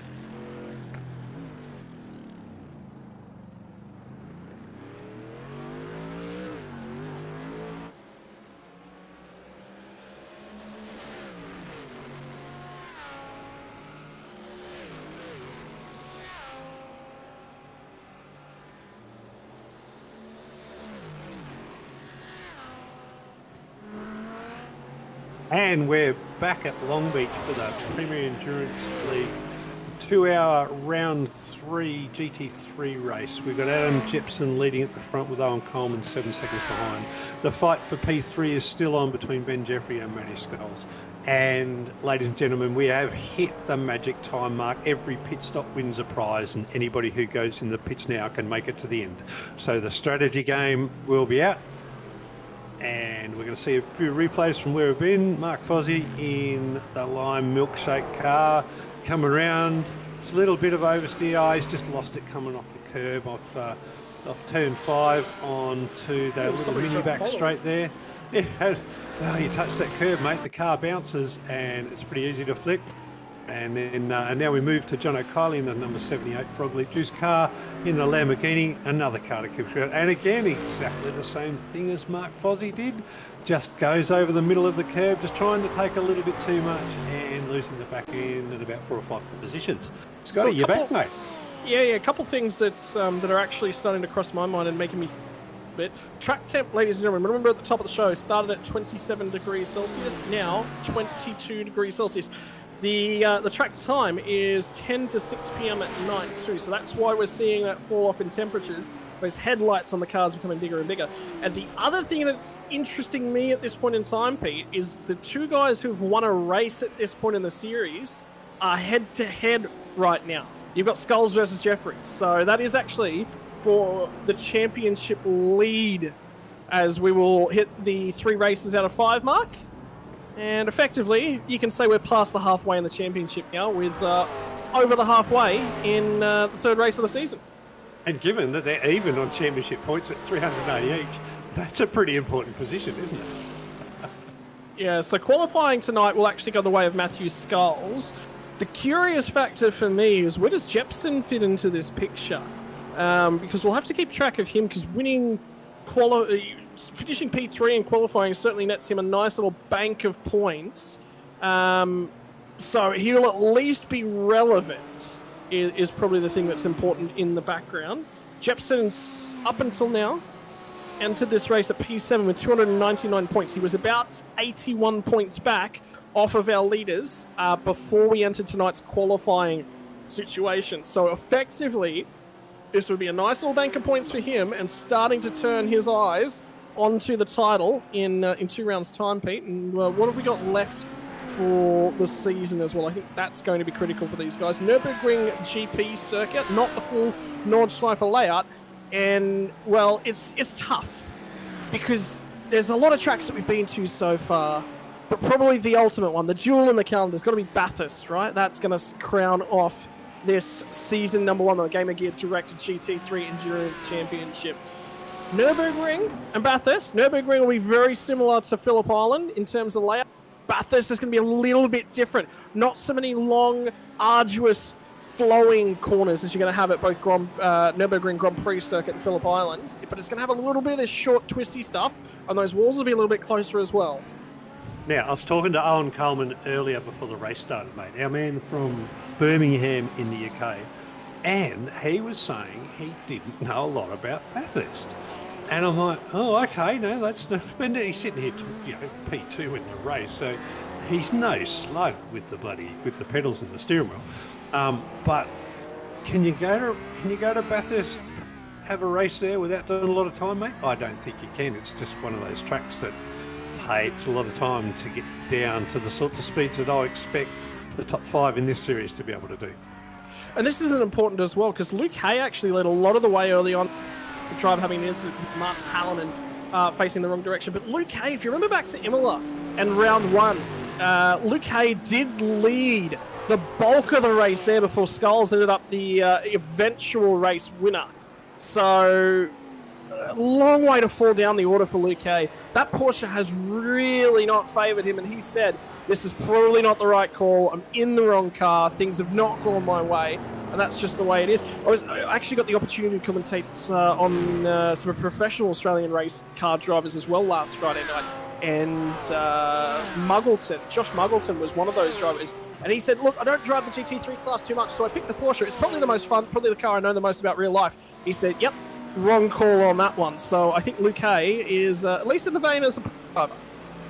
Yeah, and I'm glad you mentioned the car classes, because in our little break I was having a look at it. And BMW and Mercedes are killing it tonight with the top 8 positions before Anthony Holm in the Porsche and then Matty Carrick in the Audi. So, is there something in the cars, or you just might think it's a bit of driver's choice? Because the BMW and the Merc are both relatively I'll say relatively easy drive. I mean, none of them are easy to drive fast, but you know, my weapon of choice is the Merc, maybe because I love the V8 sound that it produces. I think it's just phenomenal. But the Beamer's certainly drivable. The Ferrari's very drivable. I find the Lamborghini, Porsche, and McLaren, they're all a little bit you know, back end heavy for me. But Pete, you're missing one of the important factors here. Your weapon of choice is actually the other drivers in the server. It's never whatever you're driving, it's whatever they... Oh, that's a bit rough. Talking from experience, of course. I don't know if they're my weapon of choice. I think they're probably my biggest threat. But anyway, or I'm their biggest threat when I'm in a car. Yeah. Well, no, it's never. You're just in the wrong place, wrong time. That's just the way that your racing exploits go. And we started to see pit stops. No, I was looking at the wrong one. We are actually going to see pit stops. Ben Jeffrey. Ben Jeffrey has dived to pit lane in the 150 car, the first. And Rook Hooster was the first at lap 58. He's in the 252 car. He's the first one to pit. Ricky Provenzali and Nick Wood have also pitted as well. So we are now in that cycle of the last lot of pit stops. It's probably just verging closely to where... Someone going exceptionally slow at the moment in between. It was in between turn 5 and turn 6, but that's managed to clear itself up. It was Matt Norris, although that's a brand new looking car from Matt Norris, so I think he may have actually just recently exited from the pit lane and was letting a bunch of cars go. So he was slow. He let about 5 cars go, but I think they were all racing for position. So yeah, so we're coming up to that period where we're going to see, you know, all of the cars cycle through the pit stops again. We've had a few that have already done it. Yeah, no, we're going to be looking in the next sort of 5 laps probably. With about 20 minutes to go, I think everybody should have done their pit stops, and then we'll see where they sit to the end. But the interesting thing is, you know, where do those guys, so it's, you know, the Jai Schultz and the Anthony Hall who only have just a splash and dash when they've got their last pit stop to go. Where are they going to come out in the order of things, given that the field is so spread out now? But the difficulty for them is that they actually are just about a lap down to our race leader. In actual fact, Jepson is right underneath Jai Schultz. So we're looking at the Schultz Ferrari in the middle of this shot. It's actually led by Matthew Carrick's Audi, the Schultz Ferrari, and then Adam Jepson race leaders BMW. So he's looking to try and get the aggression on towards these guys. He will be concerned about blue flags and these guys holding him up. But this is theoretically a strong position for these guys. It wouldn't faze me. Yeah, and I think that's actually the right move there from Adam Jepson. He'll dive in a pit lane. You'll see Jai Schultz run as long as he possibly can. He's looking for that safety car him to the end of the race, but he just manages by the barest of margins to hang on to being on the lead lap, and that is his critical number. No, absolutely. But I was going to say, even if he did fall behind Adam there and did 1 or 2 laps, just, you know, technically a lap down, given the pit cycle, I wouldn't have thought it was too bad a thing, as long as he could hold on to the backing. What he's got to do now, he's got to make the most of his clear track and just get going. Oh, there's another car backwards, and I think it might have been Rook. Indeed it was, and that car is looking a little more unsafe. Oh, well, that car's got a little bit of back-end damage there. He's just... Has he touched the wall? Earlier on? No, he's okay. No, he has just touched the wall a little bit at the front, but maybe he's carrying some damage from early on. It looks a bit squashed at the back, that Lambo. It's been looking like that for probably about the last 45 minutes, so I think he's okay. Oh, no, sorry, it's a McLaren, not a Lambo, but yeah, no, it does looks a little bit odd. He might be carrying a little bit of damage in that McLaren. Farouk. Yep, so we'll keep our eyes on everything as it unfolds at this point in time. The drivers who we are keeping our eyes on are out of the last corner at this point in time. I think Jimmy Middleton's just had contact with them, and it's Chris Pellet, who we did see issued that drive-through penalty earlier on. Since then, his rear wing is now looking a little worse for wear, kicking off the rear end of his car. It's looking like it needs a slide hammer or something to just straighten it up, but he's probably done a little bit of work on the concrete barrier that wasn't necessarily needed, and it's going to slow him down a little bit. But well, that's it. No. Oh, that's it. That's where the wing got damaged. So. Yeah, and inside the car there won't be any smile, but his wings seem... So are we on with Jimmy here on the outside? Just come around the outside. There's lots of room there. He just never unfolded the wheel. Yeah, no, it seems like he's turned that right around. I wonder whether Jimmy was going for the pits, needed to come back across the track there. You don't do that from there. And this continues onwards for Chris Pellet because still backwards at this point in time. This is halfway through the lap. He's got major damage to the car. So he's going to be coming to the attention of his pit crew in the very near future, probably at the tail end of this lap. So critical timing for him. Anthony Holm is now 9 seconds ahead of Josh Schultz. Those are the two drivers that are on that splash and dash style strategy. So it's important for those two to sort of keep touch with each other. That will sort of tell us where they're at relative to one another. That says to me Holmes put the foot down and Josh Schultz has gone into save mode, or Holm was saving in that first stint because those two were locked together when they last come through the pit cycle. So 9 seconds is the difference now. Owen Coleman's he's on his out lap now, so he's had his pit stop, so he's just cycling back out. So Josh Schultz and Anthony Holmes dropped down. He's gone back in for another pit stop. So he must have gone in for his splash and dash already. No, he's not in. He's not in yet. Holmes still in P6. So he is still out there. Skulls is now into the pit lane to serve his stop. So Coleman's managed to jump back out. Jepson and Coleman are both back out ahead of Holm and Schultz. This is important now for Skulls. Where does he feed back in? In terms of our relative order, I think Jepson's just about to go flying past him. It's a very long pit lane on the front straight here at the Grand Prix of Long Beach. Skulls will just enter his box now, taking that splash. Pringle's gone through. I think he's out of order, but Coleman has now gone through. No, what's happened to Coleman? Coleman's around! That's a cold tyre incident. So Coleman, I think, is on fire here. He's had an incident. Is this going to be where Skulls is going to get through on him? I think Skulls is out. I think Skulls is back out on the racetrack. Yeah, that's a cold tyres. That is nothing more than cold tyres and just pushing a little bit too hard, which is good for Scalzi because Scalzi had the incident at the same spot on that track about 10 laps ago. So both of them dropped down. It's given Adam Jepson a massive big gap now. He's got a really comfortable boost. Now, what Adam's got to watch out for is what are Anthony Holm and Josh Schultz? What can they do now to get to the end of the race? Because I think Adam still needs to pit at this stage. Well, now it becomes the marker of how long do they spend in pit lane and did they take tyres. So Jepson and Coleman, Skulls and Coleman both spent about the same time on pit road yet again, ladies and gentlemen, just about nothing to separate them. And Jepson spent about the same as well. So Coleman actually spent a fair bit longer. He was about 4 or 5 seconds longer. So that says to me maybe taking a little bit of extra fuel to cover himself and tyres just in case it goes green the whole way. Skulls may not have taken fuel, may not have taken tyres. May not have taken tyres, but we said he took tyres at the first stop, but he had that little bit of a spin. You wouldn't necessarily carry on too long with tyres after you've had a spin in these cars because they can do some damage. So, personally, I would have taken tyres and just cop the warm up again and go for it. But I think the biggest thing for Skulls and Coleman is they both had a spin. So. Skulls did not take tyres at that pit stop, and he is now out in front of Ben Jeffrey. So he has cleared him. We'll get by Jesse McMenamin on the run down to turn number 1. So Ben Jeffrey now comes out in P8. Dean Hunt slots in behind him. He pit from the race lead on the current lap as well. So the last round of pit stops, ladies and gentlemen, from the GT3 Gamer Gear Direct. 2 hours of Long Beach are in full swing. Who have you got your money on in the final hour? It has to be on Adam Jepson, mate. It has to be on Adam Jepson. 28 minutes to go. He's got an undeniable lead. It's got lots of time. Can Anthony Holm get him? I mean, Anthony's been pretty quick. They're both, although Adam's done a 17.8 fastest lap, and Anthony Holm's done an 18.1 fastest lap.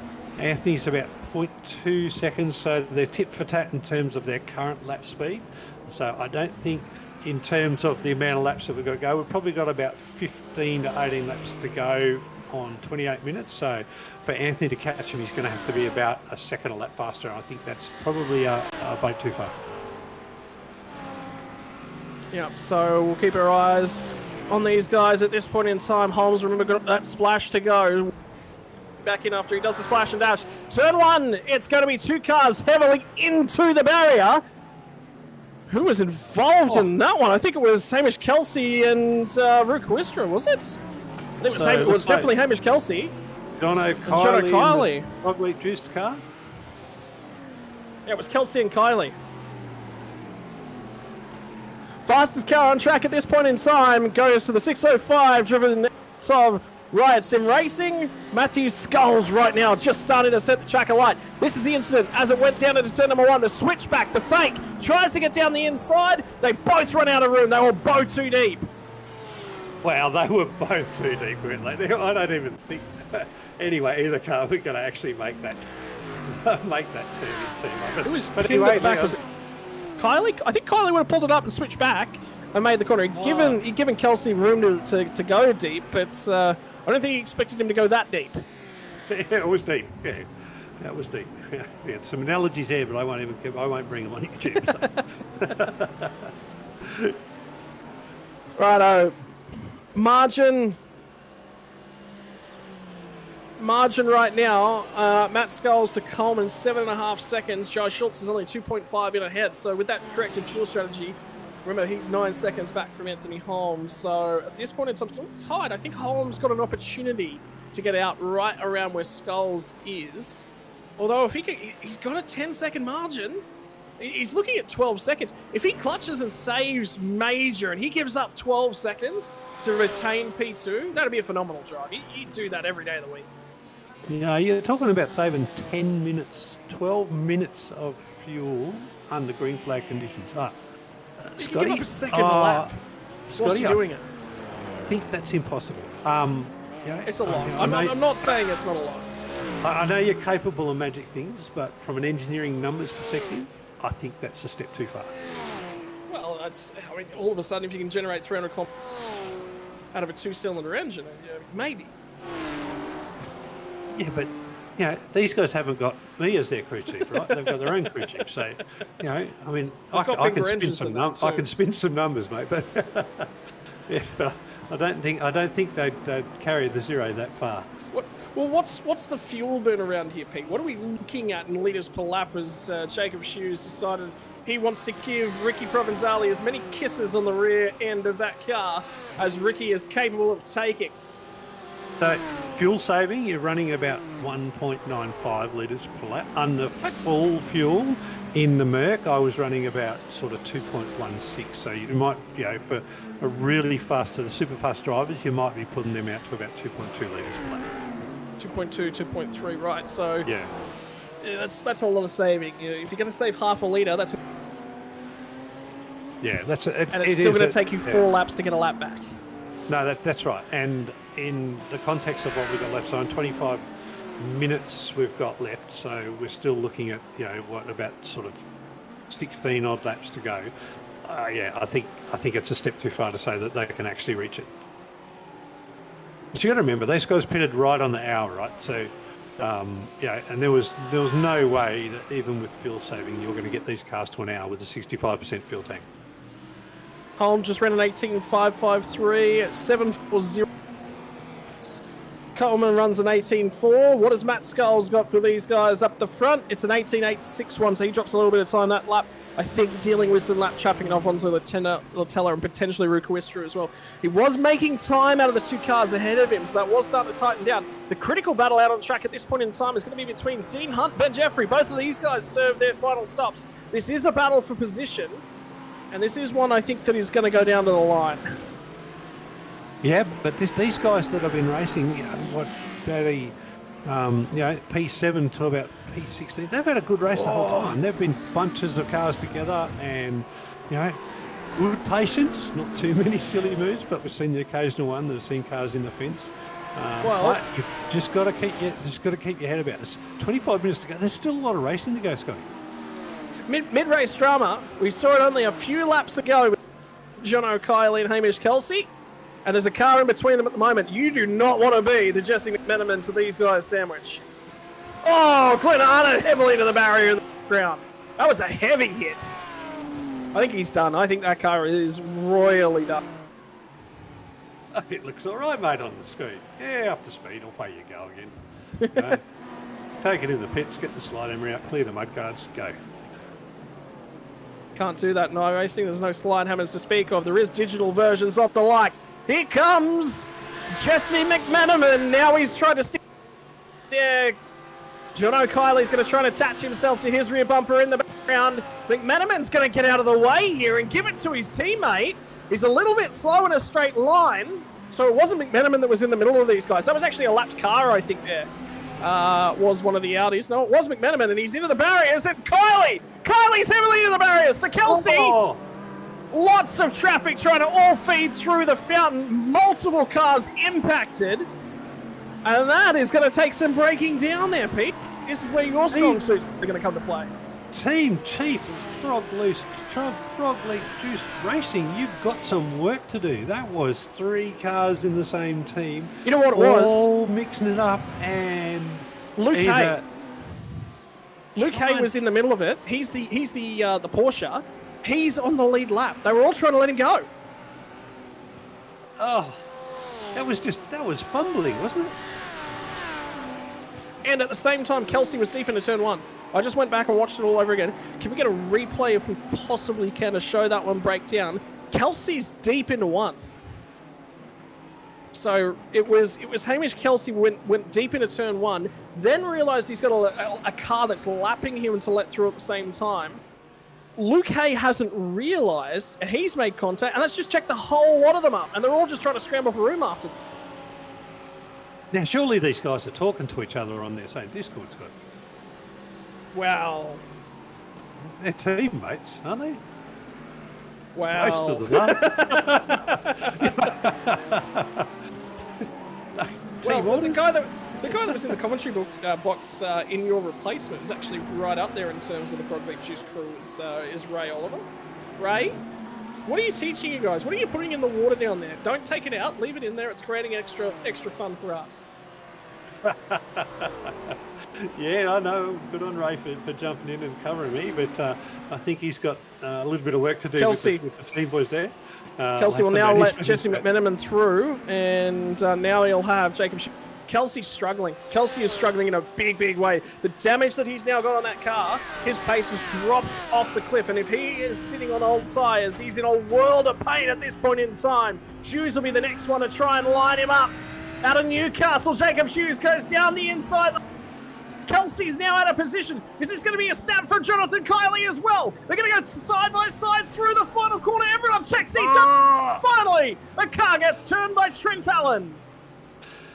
Oh, that is nothing more than the hairpin being the hairpin and cars taking different lines, mate. There's almost nothing much you can do. That wasn't a silly dive. That was just cars having a go. It's a car in trouble. I think John O'Kiley has just put himself into trouble. Hang on. Just by trying to take the overtake. Hang on, Anthony Holmes just made his pit stop as well. So Josh car out here to take his final stop. And John O'Kiley's race is all but toasted after that one. I think he's now stuck in a really awkward position. He's managed to do a flick spin and get going again, but he's lost a lot of time out of that. And cooked the rear tyres all at once. So he's had a chance to come around. He's just tried to do the up and under that we talked about, and the car behind him just wasn't expecting it. And a little bit of, just that different line. I don't know that there was much that the car behind him could have done about that either. I think that's Trent Allen. I think it is. And he's on the lead lap as well. He's in 9th place at this point in time. And that's actually held him up quite a lot. Now he's got Anthony Holm crawling all over turn number 9 as well. So it's important for us to keep an eye on, that's the 2 cars that we were just talking about. The yellow car was the car that turned someone, which was Trent Allen at the front end of this pack. And now Holm is crawling over him. And I believe Jackson Pringle's the next car that's in this battle pack as well. So Holm has finally made his stop. Schultz, I think, is right to run as long as he possibly can, just with how close these guys are and battling. There's some time here for Schultz to make up. And if these guys continue to go hammer and tong at it, he might make up enough. But in the meantime, Schultz has got to look through his rear view because he's got Owen Coleman crawling all over him.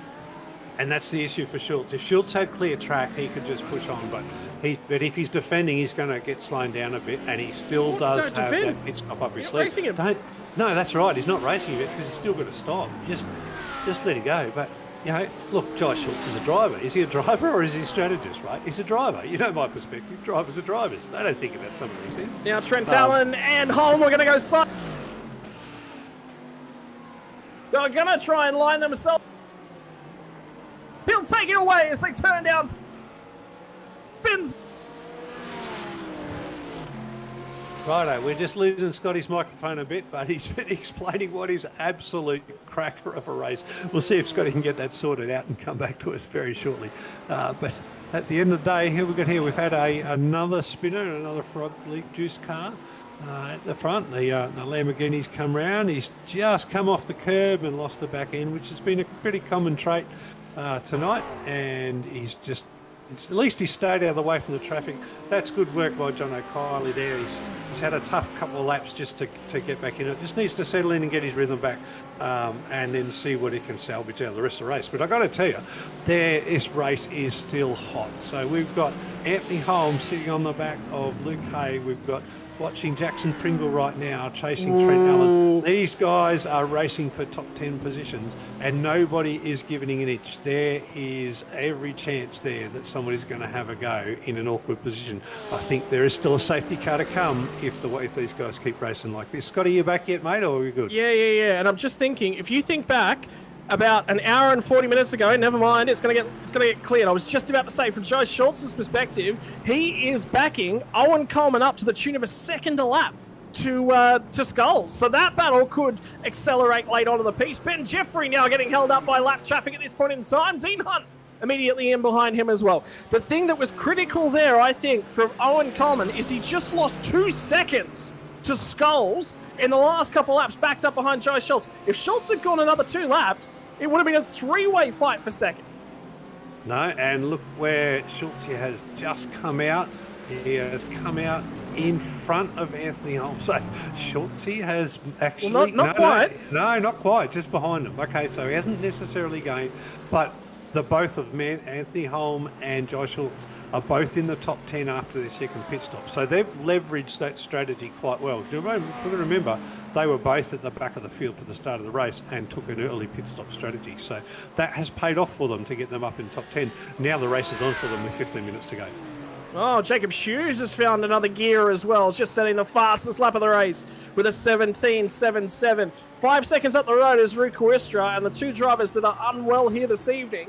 If he keeps this pace up, he might have himself a battle on the dying stages. McClimate, Carrick and Magri are all next to each other on the racetrack at this point in time as well. He's taking time out of him like you would not believe from Jacob Hughes as well. I think that's Luke Hay, who's just about to lap Rukuistra at this point in time. So he will have to get out of the way in just a few moments. That's more time that's going to be lost. And there's another incident for the throwback livery on the 700 machine down into the back end of the track. Sorry, not the 700 machine. Looks like Jimmy's just missed his braking marker and just gone straight on. Hadn't tried to overtake it, so... Yeah, that's number 17. Yeah, not my favourite supercar, man. But yeah, anyway, the two admins max. Yeah. And Skulls is going to go quicker again. Well, they don't want us to talk about them, right? We'd rather talk about Gaming Gear Direct and what they can bring everybody than talk about the 2 admins and their individual names. So yeah, and I can tell you that Riot Sim Racing new sponsor Gamer Gear Direct as well. So. The Riot Sim Racing boys would be happy to bang on about their sponsor all day, and they'll call it, yeah, look, we're supporting them as well. Incident here for, I think this is John O'Kiley again. Lamborghini on cold tyres, losing the rear end? Or Lamborghini on superheated tyres? No, that's the second time in about 2 laps, mate. So John O'Kiley has lost his rhythm after that incident at Hairpin. He's just got to settle in, get his rhythm and get back, but I think... And get this, incoming, Trent Allen has been issued a drive-through penalty by race control for the incident with our lap traffic, which was John O'Kiley. So that's a tough one to call. I think that's just racing. No, well, look, that's why there's race control, mate. It's their call. They might have seen something that we haven't seen. We've only seen a couple of angles and had a call on it quite quickly. So, that changes it for Trent Allen. He's been having a crack of a race. That's going to take him out of the top 10. He's 3 cars behind him, all for position. With the drive-through, it's probably going to put him down to about P15, I suspect, behind Alfonso Latella. Yep, so he's hanging on to that one at this point in time. And we'll just keep an eye on what's going on there. Well, as you know, mate, you can only do 3 laps and you've got to serve the iRacing black flags. So you get them when you get them. Oh, okay. So there was actually 2 incidents with Trent Allen. So I just noticed, I thought, oh, that looks a little bit funny. That might just be a bump. Somebody's clicked the wrong button. No, that's real. Race control have just called through. Trent Allen's received 2 penalties in the last couple of laps. We only saw him have 1, so interesting. We must have missed one there, Scotty. Maybe. We haven't got eagle eyes. We can't be looking everywhere all at once, and this racetrack is just about covered in cars at this point in time. So Allen's on his way in? No, Allen's pulling out to let lead lap cars by. So he was just trying to get a few drivers in and out of the way ahead of him so he can serve that penalty without there being any issues, which is smart decision making. In the meantime, Anthony Holm, I think, just got past. Luke Hay's in the pit lane. Something's happened to Luke Hay. He's just pit from 6th place out of this race, and Dean Hunt is now crawling all over the rear bumper of Ben Jeffries as well. That's a hardware failure. I would say that's a monitor failure. Something big's going on there. Now, I got back to the Trent Allen penalty.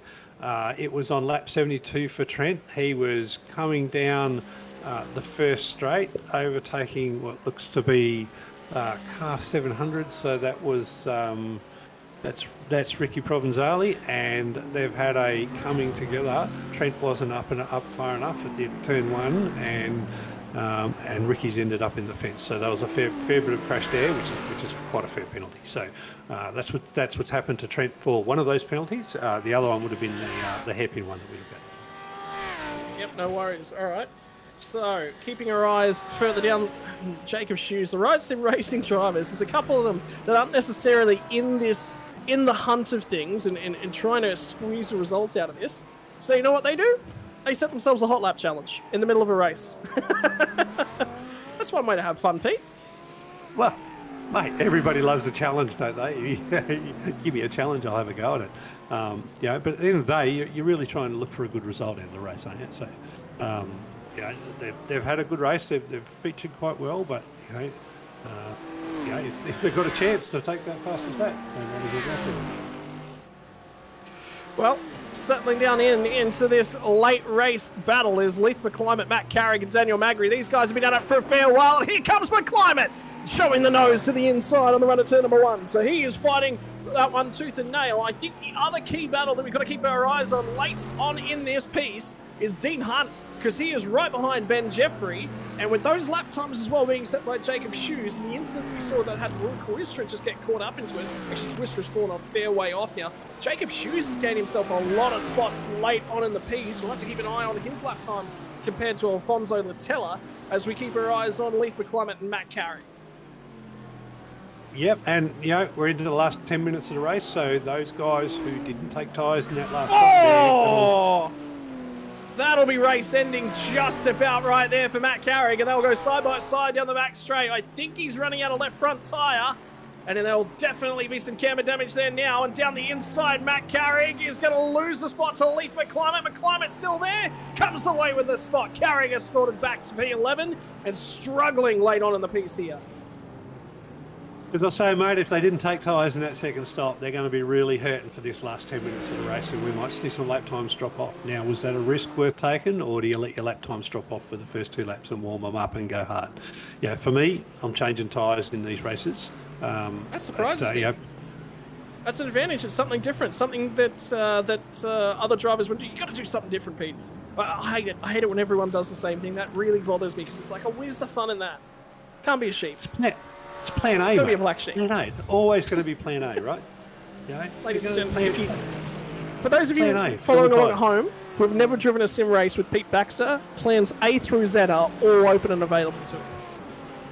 Oh, I'm not kidding. Plan A is always there, but plan C to about F are the ones that I'll surprise you with during the race. So, plan Z tends to be under safety car, bring the car down pit lane, run to the bathroom, refresh yourself, and come back a different driver. Well, anything after plan F is subject to how many red wines I've had before I do crew chiefing. So, anyway, let's get back to the race. So, late on in the piece here, Dean Hunt is in with a sniff, and indeed a sniff of those exhaust fumes coming out of Ben Jeffrey's Mercedes.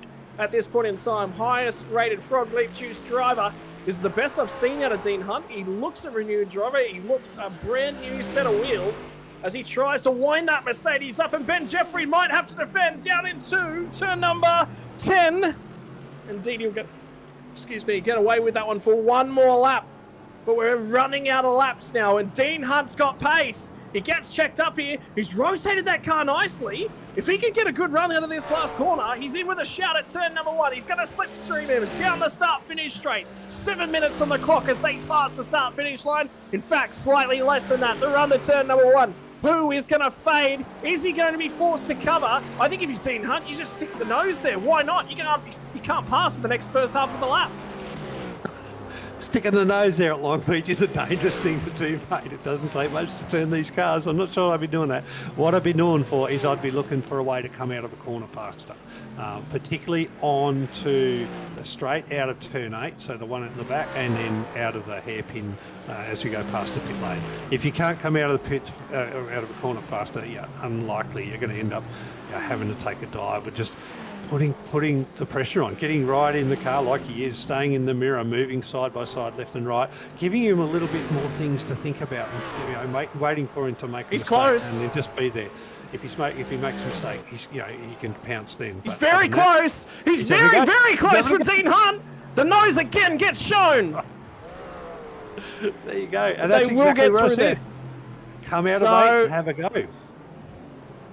Like, you just got to show the nose every single lap from now on and hope one of them sticks, because they're running out of time. Mark Foster and Rukwist are the next 2 lapped cars on the track for these guys that they will have to battle through, and it's going to be right down to the wire for these guys. At this point in time, Coleman is starting to shed time. He's in trouble back to Skulls, and Skulls is surging late on in the piece.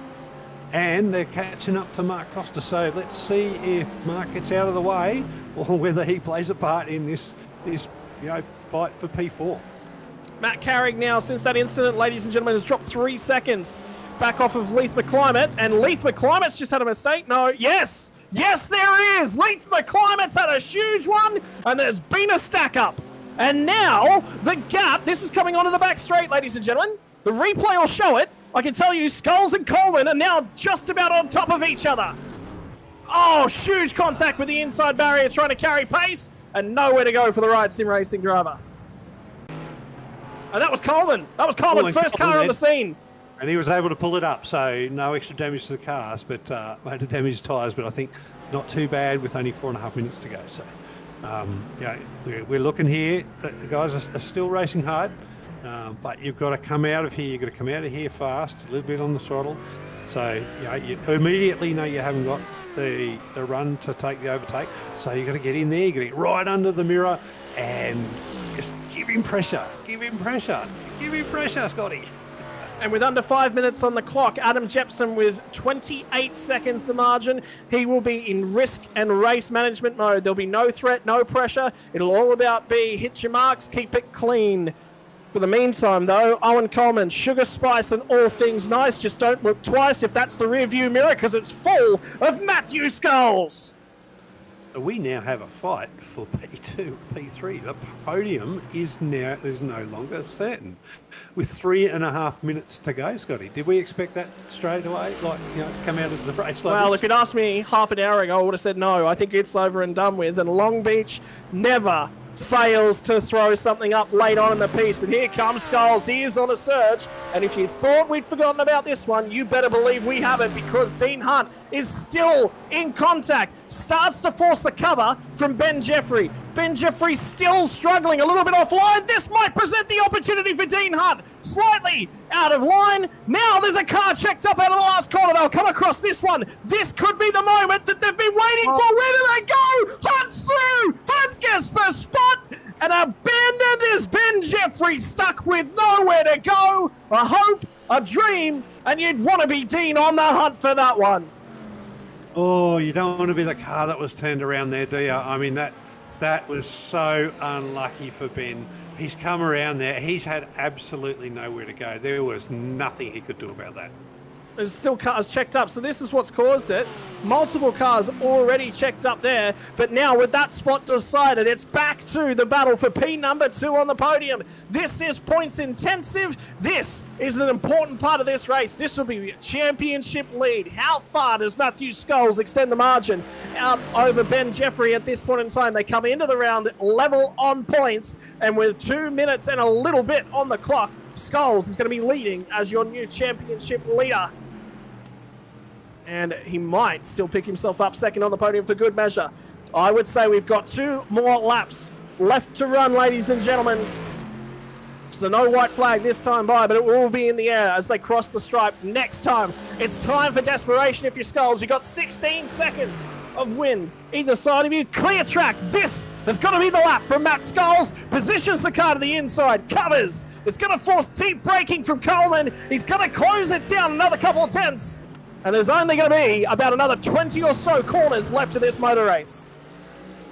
And again, mate, it's too hard to do a big dive here, Scholes. He's just got to be smart and put as much pressure as he can. Do you surprise him? Coleman. Do you surprise him in the middle of the sector of the lap? Pull something he's not expecting. He's there. He's lurking. He's running an alternative line. It shows the nose. Does Scholes. Not quite close enough. Build it up here. Out of the last corner. There's 1 minute and 10 seconds left on the clock. That means we have 1 lap in this race left to go for Adam Jepson. He's in control. Now the runoff of turn number 8. Here comes Scholes. Coleman struggling, dying in the dying stages of this race, in the dying light around Long Beach. And I think this last lap is going to be long indeed for Owen Coleman. Oh, no, absolutely. Scholes, he's got to put the pressure on. I don't think he has a dive, mate. I think there's too much to lose by having a dive. I think he's right just there. put as much pressure he can. A little bit of a tap there on the back of the car for Coleman.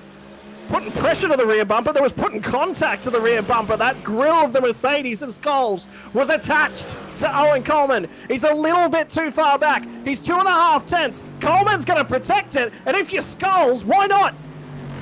You want him protecting. Contact is just pressure with a short time interval. So, that's so, good on Scholes. He's got to get right under there, keep the pressure. This is the part of the race that we've got. I mean, this is the bit. It's not decided yet. There's championship implications. There is 18 seconds spare. So if they do have a little bit of an incident and let's say Matty Scholes does something silly in terms of well, he could redress he's made a mistake. He's made a mistake. A little bit of a mistake, and I think that'll give it to Owen. Yeah, so Owen Coleman is going to have control of this one as they come down into what is going to be the last overtaking zone of the lap. Adam Jepson's got time. He's got control. He's got money. And he wins in Long Beach. But now it's back to our battle for P number 2. The guy that's known as Boomer out of the Riot Sim Racing Group because he runs in the Boomer V8 Supercar Series. He got close, but he's already won one this season. It doesn't matter for Scholes. It's going to be Owen Coleman at this point who rounds it out in P2. Does he get the drive he needs off the last corner? Yep, you bet he does. It's second place for Owen Coleman. Matt Scholes in P3. Dean Hunt will take home P4 and what has been one of his best performances of the season so far. And we'll throw it a little bit further down in the pack as well. This is Chris Tomlin against Matty Gerard in the last lap to see who can bring it home. And Jacob Hughes is going to go toe-to-toe with Alfonso Latella to the line in this last lap as well. Still side by side there for Chris Tomlin. He's having a run late at Gerard. Gerard's going to defend it on the run to the final corner. He's going to get wide. He's going to get contact. He's going to get pushed. He's going to get shoved. A drag race to the line. Who's got the horses when it counts? Is it the BMW? Is it the Ferrari? It's going to be Gerard by a car length at the line. Mate, that is a fabulous call. I must congratulate you. Well done, Scotty. Take a breath. I've got to tell you, mate, take a breath and take a little drink. We'll get the guys in shortly. But I'll tell you what, I feel sorry for Ben Jeffrey. I think he was unlucky to lose out the way he did with a few laps to go, finishing in P5. Anthony Holm, after that, starting from the back, at P6, Jackson Pringle P7, and Jai Schultz also with that early pit stop strategy going up into P8. So, rounding out pretty close to the top 10 with Dan Magri and Matty Carey. Yeah, what a drive from Ant Holm. Can't fault that one from pit lane to P6. That's a phenomenal drive, and we'll take a quick look at the results. I think everyone's now finished. Jepson's back celebrating on the front stretch of Long Beach. Ocean Boulevard, I think it's called here. And 26 seconds, the difference from Jepson to Coleman. Skulls nearly there, less than 4/10. It was back to P3, 45 seconds off the race lead for Dean Hunt. We went, an hour and 40 minutes green at the end there after 20 minutes at the start with 2 safety car periods. 2 was the magic number here tonight. Ben Jeffrey will come home in PE number 5, potentially going to still be second in the championship at the conclusion of this race. Anthony Holm, Jackson Pringle, Jai Schultz in 8th. Daniel Magri and Matt Carey get inside your top 10 before Mark Foster and that lime milkshake will be something he'll need to sip a whole bunch of. 2 hours around Long Beach. If there's a track that takes it out of you, pretty sure it's this one, particularly if you're Owen Coleman and Matt Skulls right now. Oh, I've got to tell you, mate, I've done 50 laps here in an IndyCar and I was absolutely shagged. So these boys have pulled out 87 laps these things are just as hard to drive. You've got to maintain your concentration, so they'll be feeling it now, I'm sure.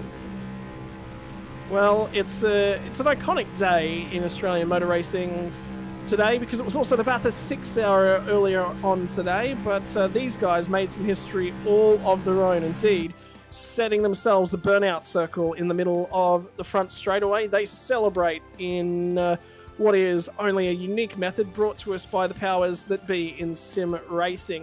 What do you say we round ourselves out by talking to the bottom end of the podium and we'll move our way through, Pete? Yeah, bring it on. Bring it on. I've got to ask Shelzy about his mistake. That's pop him in. Yeah, we'll ask him. We won't mince words there, Boomer. How was that drive? You've probably witnessed it. It had everything. It was good. It was bad. It was ugly. I came out and changed tyres after that first stint and forgot how to drive, you might say. It was terrible. Mate, it's all that V8 supercar driving you do on a Thursday night. That's been taking away from the practice in a GT3. 2 hours around this place. That's not an easy mark. I've done it myself, albeit it was 2.5 hours, and it was a split up drive between me and a teammate, and that was already too much. 2 hours. How's the arms? How's the shoulders? How's the neck? Because you would have been turning that thing sideways through corners just about. Yeah, not too bad. I'm a bit disappointed, just like I said, with that middle stint. But yeah, I don't know. I actually like the track. But yeah, probably need somebody to jump in and just give me the old cold tires when you come out. I think that's my job on the team, isn't it? Yeah, I think I damaged the car, so that's why I struggled in that middle stint, because I certainly had more pace in the last one after I got the fast repair. So, but anyway, Mate, that was a good drive up front by Adam. In terms of things, what was it like late on in the peaks? Because it was we were keeping our eyes on lap times from the top all the way down, and the lap times kept decreasing. Except it's your bloody teammate that kept ripping the fastest lap away from you. What have you got to say to Jacob Hughes? Jacob Hughes is over behind pit straight, kicking cans around. He's very down on himself. He's done a standard Jacob Hughes and didn't pit for fuel and ran out and had to do a tow. Yeah, just a bit of advice for Jacob and anybody else that's listening. Normally, you probably should do a pit entry in either practice or at least a warm-up. But if you're under the race conditions and you know you've got a lap to go, find out where the pit entry is before you go past it. You should have heard him on comms. He goes, "Oh no, I've gone past pit lane." Yeah, unfortunately, because I know when he was behind me, he had really good pace. So he was flying, but it was a bit of a surprise. Yeah. Hey, there was a period in the race, and I don't want to focus on the actual drive, but there's a period in the race where you had some traffic you had to contend with. You had Owen quite close behind you, and you guys were hanging up pretty tight with Adam Jepson.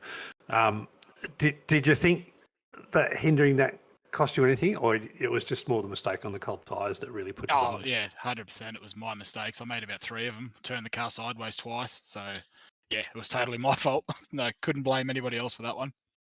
Oh, well, look, you've got a lovely Easter egg on the side of the car, and you don't get to see it on iRacing unless your car's sideways. So well done, Scalzi. You've given everybody a little bit of an Easter present from the Right Sim Racing team. Over to you, That's mate, it. for a bit of a shout-out, I guess. Yeah, thanks for that. I'll just thank all the Riot boys. We didn't have as big a turnout tonight, actually, as a few boys haven't showed. So, but anyway, our sponsors, I'll click them up in a second and find them. Do you want me to read them? I might be able to get No, them I got before you do. I got a Bliss Homes, our Mark Hughes Foundation, and Gamer Gear Direct. A special thanks to them. The new wheel and base is going very well so far. Except for when it turns the car around. I think that was the brake pedal. Trying to steer it like a V8 that doesn't quite work. Congratulations, mate. We've got you down as a series leader as we head into round number 4 at the Nürburgring. Nürburgring, yay or nay? Don't know. I don't think I've driven it in this car much, so we'll find out. Mate, see you in about 4 weeks' time to practice. Yeah, thank you. have a good one and enjoy the $50 voucher, courtesy of Gamer Gear Direct as well with the Magic Lap competition. Congratulations on that one, Scalzi. Yeah, no, thanks Gamer Gear Direct for that, and the boys putting it on. It was good. Congratulations, mate. We'll see you again next round. See you, boys. See you, Scully. Take one step further up through the podium. 2 out of the 3 drivers on the podium tonight driving that Mercedes. Was there a heart attack late in the piece there, Owen Coleman? Because I have a feeling the heart rate went through the roof late on. Yeah, just got caught out by the cold tyres. But yeah, I was sort of happy just to keep it off the wall. I just lost a ton of time. But I don't think in general I had the pace of Adam. He was smashing it. In terms of the race tonight, 2 hours around here. We just talked to Skulls. He said he's a fair bit beat. How are you feeling? Yeah, not too bad. Like I know Jimmy will probably give me a bit of, for complaining throughout the week. Just being like, no, I don't like this track. I'm just gonna do bloody horrible. And it was sort of just a case of just trying to keep my head down, keep out of trouble. Had a bit of issue with one of the back markers, but then we sort of lost track of Adam. But besides that, it was a good race. I just tried to keep it off the walls. You sound like you take things a little bit in the Mark Skaife vein. I'll give you a quote when you found out he qualified P2. I think it was at Sydney Motorsport Park. I reckon it was about 2001, 2002. He said, well, there you go. I'm first of the losers. And that was about it. It sounds about the Owen Coleman strategy. Honestly, I'm just happy to have a decent race. Like after my last couple, especially after Phillip Island, I wasn't very happy, but I'll take this one. I was overall pretty happy with it. I think old Matthew had a bit of pace than me towards the end. I was just really struggling for fuel. Yeah, we noticed that the lap times had started falling off. He was pulling you in, and then later on, obviously, the incident, the fuel numbers were a little bit of a question mark, and trying to keep Scalzi in behind you while saving fuel at the same time, not an easy stretch. You were losing about a second a lap whilst in behind. Jai Schultz was on that alternate strategy. That sort of threw a spanner in the works, or you thought you had it covered at that point in time? No, I thought the fuel was going to be fine. Like when I was sitting in behind him, I was just trying to sort of coast into a few of the corners just to make most of the fuel while I had it. And then sort of towards the end, it was just like, I'm going to have to try and fuel save a little bit, but managed to get there in the end. And then I sort of ran out on the first straight after the finish. So yeah, cutting it close, that's for sure. Half a lap of fuel in the tank at the end of the race. That's all you need, mate. That's it. You just got to get past that finish line. It was first past the post. P2 here tonight for you, mate. Who's the sponsors that make it possible for the 97? Definitely Motorsport Hauler for providing the car and trailer. Obviously, all the sponsors, Gamer Gear Direct. Is it VMW? Virtual Motorsport Mentor? That's it. And of course, the race control. You guys are doing an awesome job. Thank you very much there tonight, Owen. Enjoy the P2, and we'll see you again next round from the Nürburgring, brother. Cheers, guys. Have a good one. Finally, we're going to round things out here tonight by having a quick chat with Adam Jepson in the BMW. And I tell you what, Mr. Jepson, you had it under control. That final half an hour, it was just about conserving, looking after the thing, and keeping it pointed in the right direction. They gave you no hassles late on, but that first hour was definitely under the pump from word go. Yeah, that first stint was definitely a bit of a nail biter. Watching the boys behind, I was kind of hoping that they were going to get the memo. I was like, come on, boys, let's just slow down, save a bit of fuel so we can make it on 2 stops. But they kept pushing, and it was a bit of a tug of war, but that was part of the fun. And yeah, once the middle stint sort of played out, a bit of lap traffic got in the way, a few different strategy options, it kind of played out that I ended up with a nice little lead and could comfortably just cruise home as much as you can around here. So, Adam, we spent quite a bit of time talking about the lap traffic, especially in that second stint. You seem to lose a bit of time, then you seem to gain a bit of time. So, very tough track for somebody to be a lapped car with, though. Yeah, I mean, it's always one of those things on a street track when you got 38 odd cars, and there's going to be people coming around every other corner. So you kind of got to trust that, give them a bit of space, and hopefully they'll do the right thing at the next corner.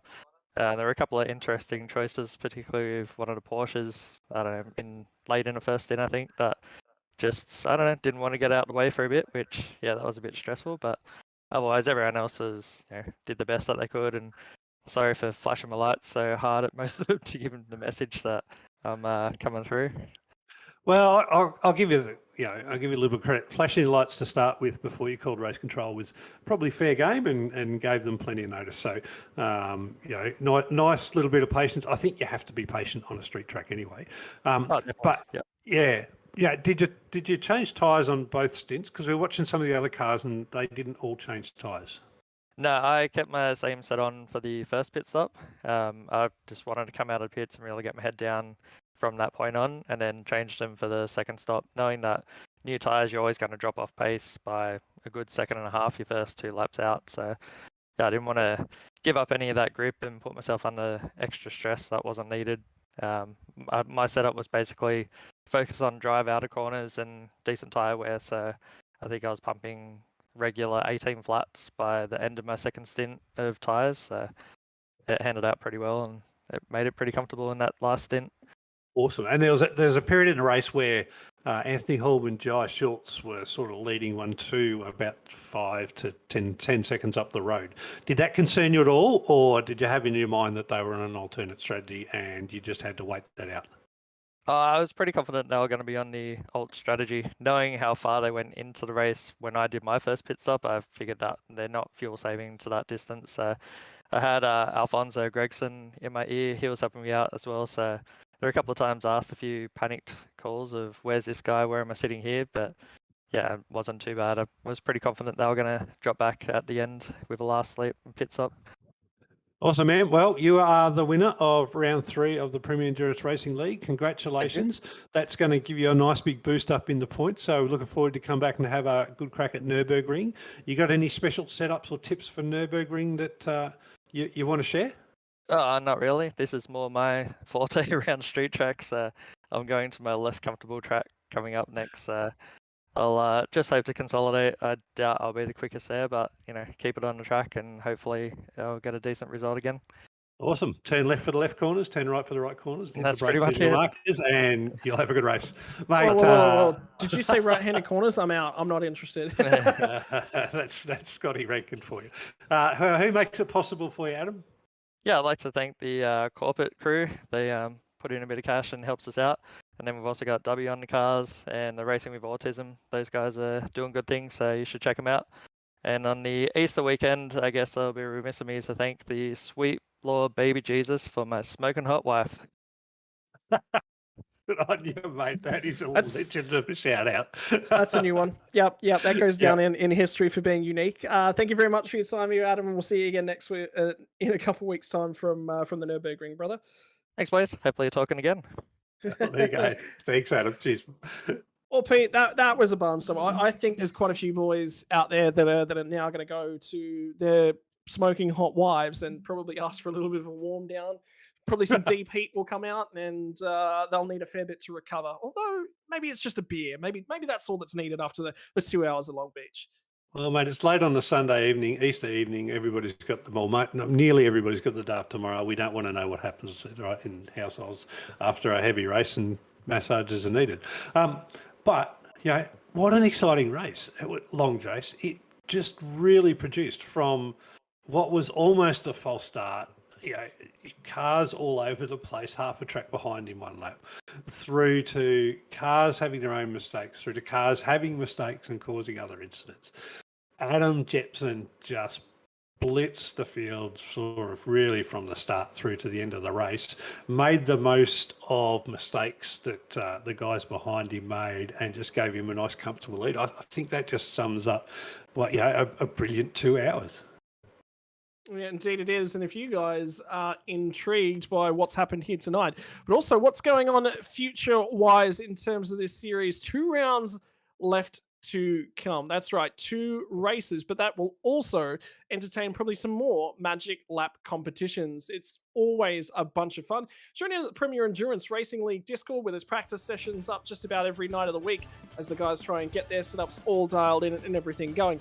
It'd be remiss of me to walk on without talking a little bit further about our sponsors. Virtual Motorsport Mentor. They did some track guides up to get you around Phillip Island in the Mercedes GT3. That is Chris Purnell on the team's preferred car, and it's probably why we've seen so many Mercedes up and down pit lane. If you're interested in getting some coaching before you head out to the Nürburgring GP, the 2 hours of that one in just over a month's time, well, maybe Chris is the guy to talk to. Virtual Motorsport Mentor. They will get you the coaching to get you a lot further in your iRacing career. But you can't get any further along in your iRacing career without the hardware that makes it possible. And Gamer Gear Direct, those are the guys that are behind the scenes. $50 we heard went to Matthew Skulls for hitting a Magic Lap Time. Will you be the next recipient of the Magic Lap Time Award? We'll find out next time from the Nürburgring Grand Prix. This has been the Premier Endurance Racing League. My name's Scott Rankin, alongside Pete Baxter. We hope you have a lovely night, ladies and gentlemen, from Long Beach. It's been a pleasure.